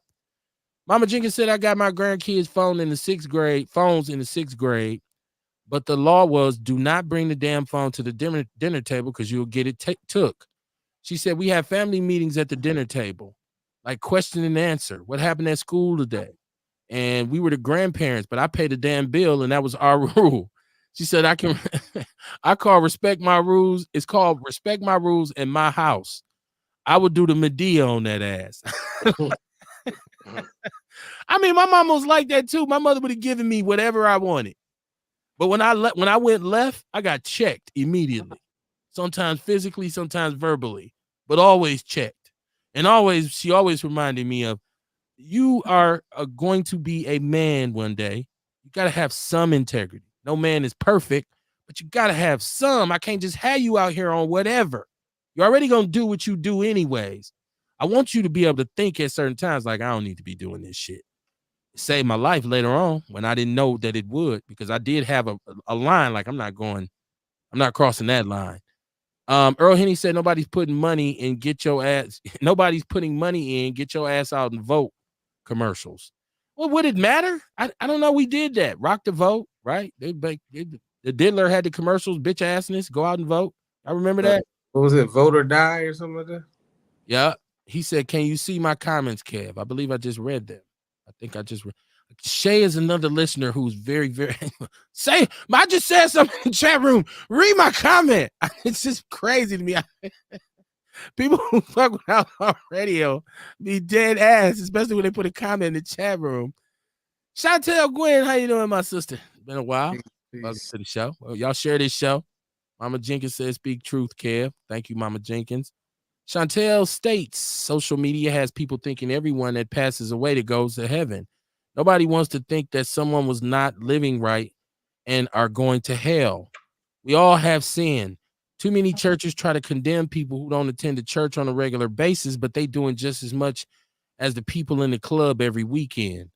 You know what? Once again, this is a conversation that I was blessed enough to have with my dad in terms of this particular pastor who had been caught up, who had been, he had gotten himself in some trouble, and it was in the newspaper. And my father chose to go to his church after this was all, because he left our church and went to a different church. And I remember asking my father, like, how could you even rock with this dude knowing how foul he'd been in the church? And my father just looked at me and said, well, he never said he wasn't a man. He's a man. I don't go to church. I don't go there to follow a man. I go there for the word. When what he showed me about this Bible has led me to some miraculous discoveries on my own. So I'm not following him. I'm following the word. And so I said, well, but that still don't make sense. He said, you can go to any church you want to in this country. You'll never find a man without flaw.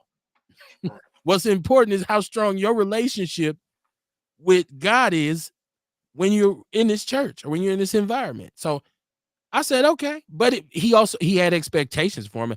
This was pre-Facebook, so he wasn't on there talking about tongue condoms. Maybe he would have been. It was the 80s. Who knows? Mama Jenkins said standards mean a lot. Yeah, they do. They do. Earl Henry said the Rev can't get inside some. I don't know. I don't know what he's saying right there. I read that right, y'all. The Rev can't get inside some. I never heard that one. Maybe they saying it like the Rev can't get inside something. Oh, okay. There you go, Kamar. Thank you. And you know what? Yeah, he can. But I think there's a way there's a right and a wrong way to do everything. I hate the fact that people think it's just whatever, however, to whoever, whenever. Like there's no, like Mama Jenkins, no standards, no expectation, no structure. Then why we here? If everybody's just gonna be like, fuck it. Like, I mean, it's just a thing. That's my personal thing too. Y'all have to know that. This is my personal. Obviously, I ask everybody on the panel. Everybody feels different about it, and I respect their opinion. I respect yours if you called in or if you put it in the chat room. Dion said he eating booty hole, Kev. I don't think he can do what he wants. My problem comes in if you choose to put this, or you're so you do this in a way that you're not even making sure you're discreet. Right? When somebody put a phone in your face and say, "What up, dog?" and you go to talking crazy. You know what I mean? That's irresponsible to me. As you said, nah, man, I ain't gonna do that. I ain't gonna do that. Even though this is how I get down in real life. I mean, you'll get away with it longer. I don't know. Carrie Walker Jones, she said, I don't believe in the Bible. It's been written and rewritten by man and used to control large groups of people. Wow. I've heard that several times.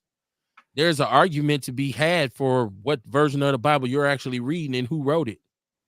Right? Especially when you say that the original one was written in Hebrew, which is a dead language that's been dead for how long, Real? Like how long who really still speaks that? Shit, man.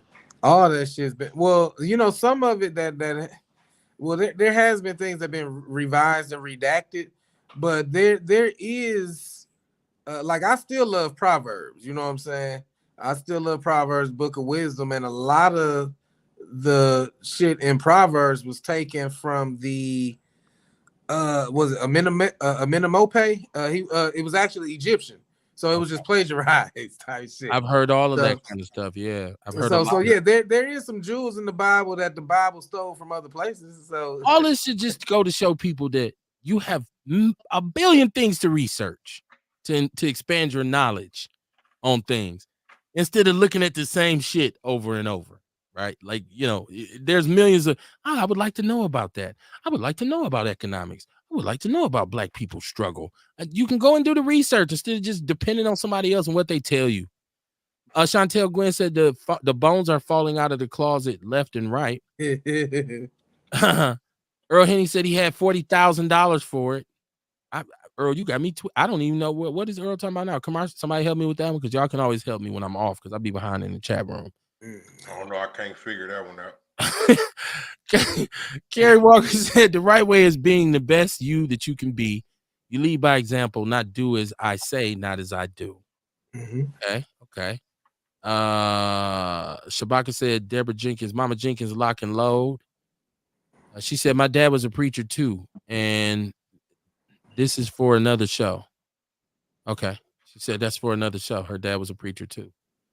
I know for a fact my father wasn't a flawed individual. It wasn't like he didn't do no wrong before he became a preacher, and he wasn't one after he became a preacher. You feel what I'm saying? But he had to deal with the consequences of some of his behavior. That's just because it was you can't do anything you want to do, especially and that's the flip side to the preacher acting like that. Yeah, he paid. Because see, you get a lot of people that's gonna say, well, wait a minute, man, I can't follow somebody like this. Ain't right. You know what I mean? But yeah, man. We pick and choose our sins just like he pick and choose his. Vince Tony said, I was told that I was the next pastor in the family. I told them, Carl, you were chosen. The rest of them just went. I would have been just going. I don't know. People, y'all gotta. I'm only reading what y'all put up. So y'all right and wrong. I'm stumbling over it. Said he was told he'd be the next pastor in the family. I think he's saying he told him you was chosen. I don't know. Vince, you got to straighten that out for me. I can't read that. Maybe it's the many are called, few are chosen. Maybe he's saying he was called, but they were chosen. So yeah, okay. Thank you. He said I've been kicked out of church because I wouldn't. I think you mean you wouldn't conform to being manipulated. He said I've been kicked out of church because I would conform being manipulated. Y'all got to stop typing so fast because I can't. Y'all killing me tonight. Passionate about it. Chang, he said, hi, everyone. What's up, Chang? What up, man? Peace. Let me see.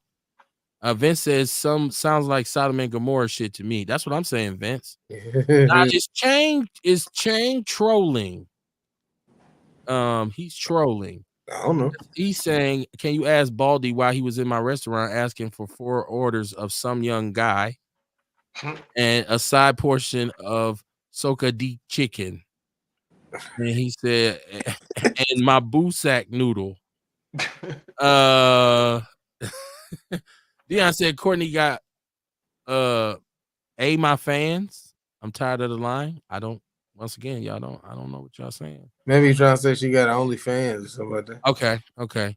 Chang say he can't pay and run off. Chang, you trolling the wrong show, Chang. I don't know why you trolling. I don't know what I can block you if that's what you want me to do. Dion said, bro, it's plenty of people out in the church doing ungodly. Y'all totally missed the point. I'm not saying people in the church are not making mistakes. I'm saying there's an expectation if you're leading a group of people in that regard for you to behave or at least try your best to behave. The appearance of righteousness. Well, yeah, at least I mean, it's just even with look at the older people. At least, what I mean? You supposed to be acting a certain type of way, and you niggas ain't acting a certain type of way. Right. Well, yeah. I don't. Hold on. Let me see. I'm finna ban Chang. He didn't know I could do this. Check this out, Chang. Because you're not offering. Obviously, you're not a person of color. You're not offering nothing. Bam. I never blocked anybody in my life. But there we go. Let me see. Let me go back up because I want to make sure Chang was banned and their communities was removed. Their comments were removed. There you go. Let's see. Ernest says a white man ain't got shit I want. A poor white man thinks he's better than me because he's brainwashed. I be eating steak and he be eating sloppy joes, but this dumbass thinks he's still better. That steak ain't good for you. I knew Kamar was gonna say that. That's crazy, right? Like how our people think. Like we think we eating good. Like, yeah, I'm eating good. Got lobster tails, steaks, all that shit. Technically, you are eating good in the fact that you're gonna eat enough to get you full. I don't know about the nutritional value. Yeah, but that's what I'm saying. Like we really, like he was just saying like that steak is so much better than the sloppy Joe. Well, ground beef is ground up steak, though, ain't it? That's what I'm saying. Okay. Like he was talking like that steak is so much better than the sloppy Joe. Like, but it's both bad for you. It really ain't eating good, right? Vince said, Kev, we need to be given a bill to demonstrate how to make a difference. Y'all are killing me with these comments tonight. We need to be given a build to demonstrate how to make a difference. Chase, I'm sorry I'm behind now. He's laughing. I knew Ewok was gonna call as soon as Kamar said that. Jeff Craig said this fool. I'm finally caught up. Kerry Walker Jones said block Chang Dang LO. Chang Dang. Chang is blocked, right? He's blocked. Go ahead, E. I'm about to close it down. What's popping? Hey, Real. You sound like you're the only rational thinking motherfucker right here. I was making an analogy. I wasn't talking about like I'm great because I'm eating steak. You know what I'm saying? It's an analogy. It's the brainwashing aspect of the thing that I was trying to get you to focus on, Phil. You know what I'm saying? You and Kamar, y'all took it the wrong direction and shit, man. That's not the point I was trying to make. You know what I'm saying? The point I was trying to make was the brainwashing part. of people who are thinking they're better than you for bullshit reasons. I don't think Real said nothing, did he? No, real. I didn't say Real said nothing. Are I you said done? Real is the rational person. Are you done? Is what the analogy that I was okay. trying to make. Are you done, Ewok? No, I'm not sitting here trying. I'm not trying to say steak is better than hamburger burger helper. I was using that shit as an example of the brainwashing. Okay. That's the only thing I was trying to do, my brother. That's it. That's all. But y'all be missing me, man. Why you saying y'all? Are you done? Can I say something? Wait, hold on. I didn't say Yes, sir. shit. Why you saying y'all? I didn't say shit. You did say some. I said hamburgers ground up steak. That's what the issue is. Yeah, well, no, it's not. It's not even that. But anyway, go ahead, Kamar. I didn't even say shit. Go ahead, Kamar. I remember I started laughing. I said black folks always talk about we eating good when they really ain't eating good. I didn't say Ewok. But the point still remains. And the steak was just one of the steak was the example of an analogy that I used.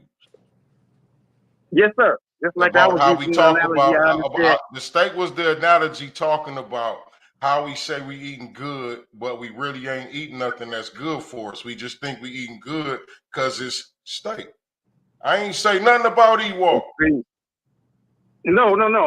That's not, you know what I'm saying? But some people can misinterpret that. You know what I'm saying? Because your analogy makes it seem like you misinterpreted. Well, hold on one. Hey, no, some other people might have too. There, let me put it like that. My point was not about me being able to get the steak. You know what I'm saying? My point was that I can get one. And you know, I can get the same thing. I can get the same thing you got, and I can get better than you got if I feel like it. My point was, but some motherfuckers might think just because the point was, motherfuckers say because they white, they better than you. It has nothing to do with the motherfucking sustenance that we take in. You know what I'm saying? It had nothing to do with that. I still didn't say shit, so I don't even know why I'm in the conversation. I said in terms of in terms of eating good, you still gonna Ewok. I just took the conversation to a whole different place. I wasn't even talking about what you said. I was just trying to clarify it, Kamar. That's all, man. Hey, Bull, man, you know me and you got that to go back like flat Cadillacs. No doubt. I just trying to clarify, you know what I'm saying, my analogy, you know what I'm saying, because I didn't want it to be misinterpreted.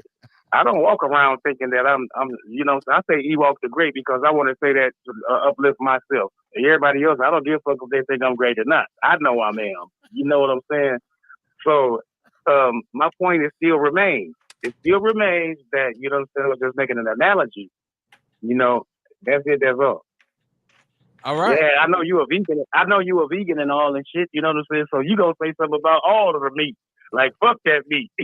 No, you could have said mac and cheese, and I'd have talked about mac and cheese ain't good for you. What I said had nothing to do with your point. You know what I mean? I was just I added on to what you said and said, look, black people, this is something that black people say. I never said nothing about what you said, brother. It's all good though. And I never said it's not shit. Well, hey, I mean, I didn't take it. I did hear you say black people. Right. But I was the one who had said it. You know what I'm saying? Yeah, I was just adding on to your part of the conversation. That's all, man. All right, no doubt. Good night, brother. Peace out. For sure.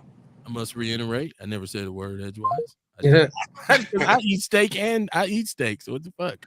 I tear steak ass up. I don't care who the fuck say something about both been brainwashed on both sides, and I mean it really is. That's what propaganda is. That's what they invest billions of dollars into psychology and learning propaganda. It was who was it? Lyndon B. Johnson that said if you can convince the lowliest white man that he's better than the greatest black man, you could pick his pockets.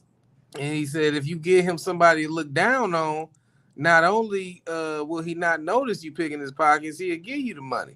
So this is a white man saying this about white men, understanding it, and then it all goes down to green. Like that whole black-white shit is divisive, so that we don't come together and realize that we all are what entities of a U.S. corporation. So you know it. Can he get a both wrench? sides get brainwashed. Well, I don't know what you're talking about, Shay. Can he get a wrench? I don't know what that means. I don't know. Kerry Walker, can't see your comment. Check this out. I never intend for this show to go this late, but it has. So I'm gonna shut this down. Kamar, you got what you got going till Wednesday? Because we'll be back Wednesday this week. We'll be back Wednesday. What you got going? Anything special or House just of Vitality? Y'all better pull up, man. Y'all better pull on up. Rel, what's popping? What you got? Anything special, or you say I save it for Wednesday? Oh no, I ain't doing too much. Just continue to promote my books, promote my higher frequency Facebook and TikToks, HIGHERFREAKUENCY, and I will be teaching a segment on emotional intelligence at the Wellness Our Way event. Yeah, that's what's up. Listen, everybody got an opinion. Everybody has a right to speak their truth. I don't discriminate against anybody. I hope that everybody has gotten a chance to express themselves. And, I hope that you heard something on this show that enlightened you or entertained you. Either way, we did our job. But I want to say to people who might listen and think that, we shouldn't be able to tell our truths or we shouldn't allow spaces for us to say what we want to say. And people who listen to the show and get offended by the hard truths, I think that they need to take a look at themselves and we need to take a look collectively as a community and realize that we're our own worst enemy. And so there's a lot of work to be done and nobody's perfect and nobody has, all of the answers. And I think the sooner we realize that we got to shop around for information, we got to research, we got to look for knowledge. It's not just going to fall on our faces. I think that is the best thing that we could do. But on the other hand, if you was listening to the show and you're offended, you can kiss my ass. I'll see y'all Wednesday night. Yeesh.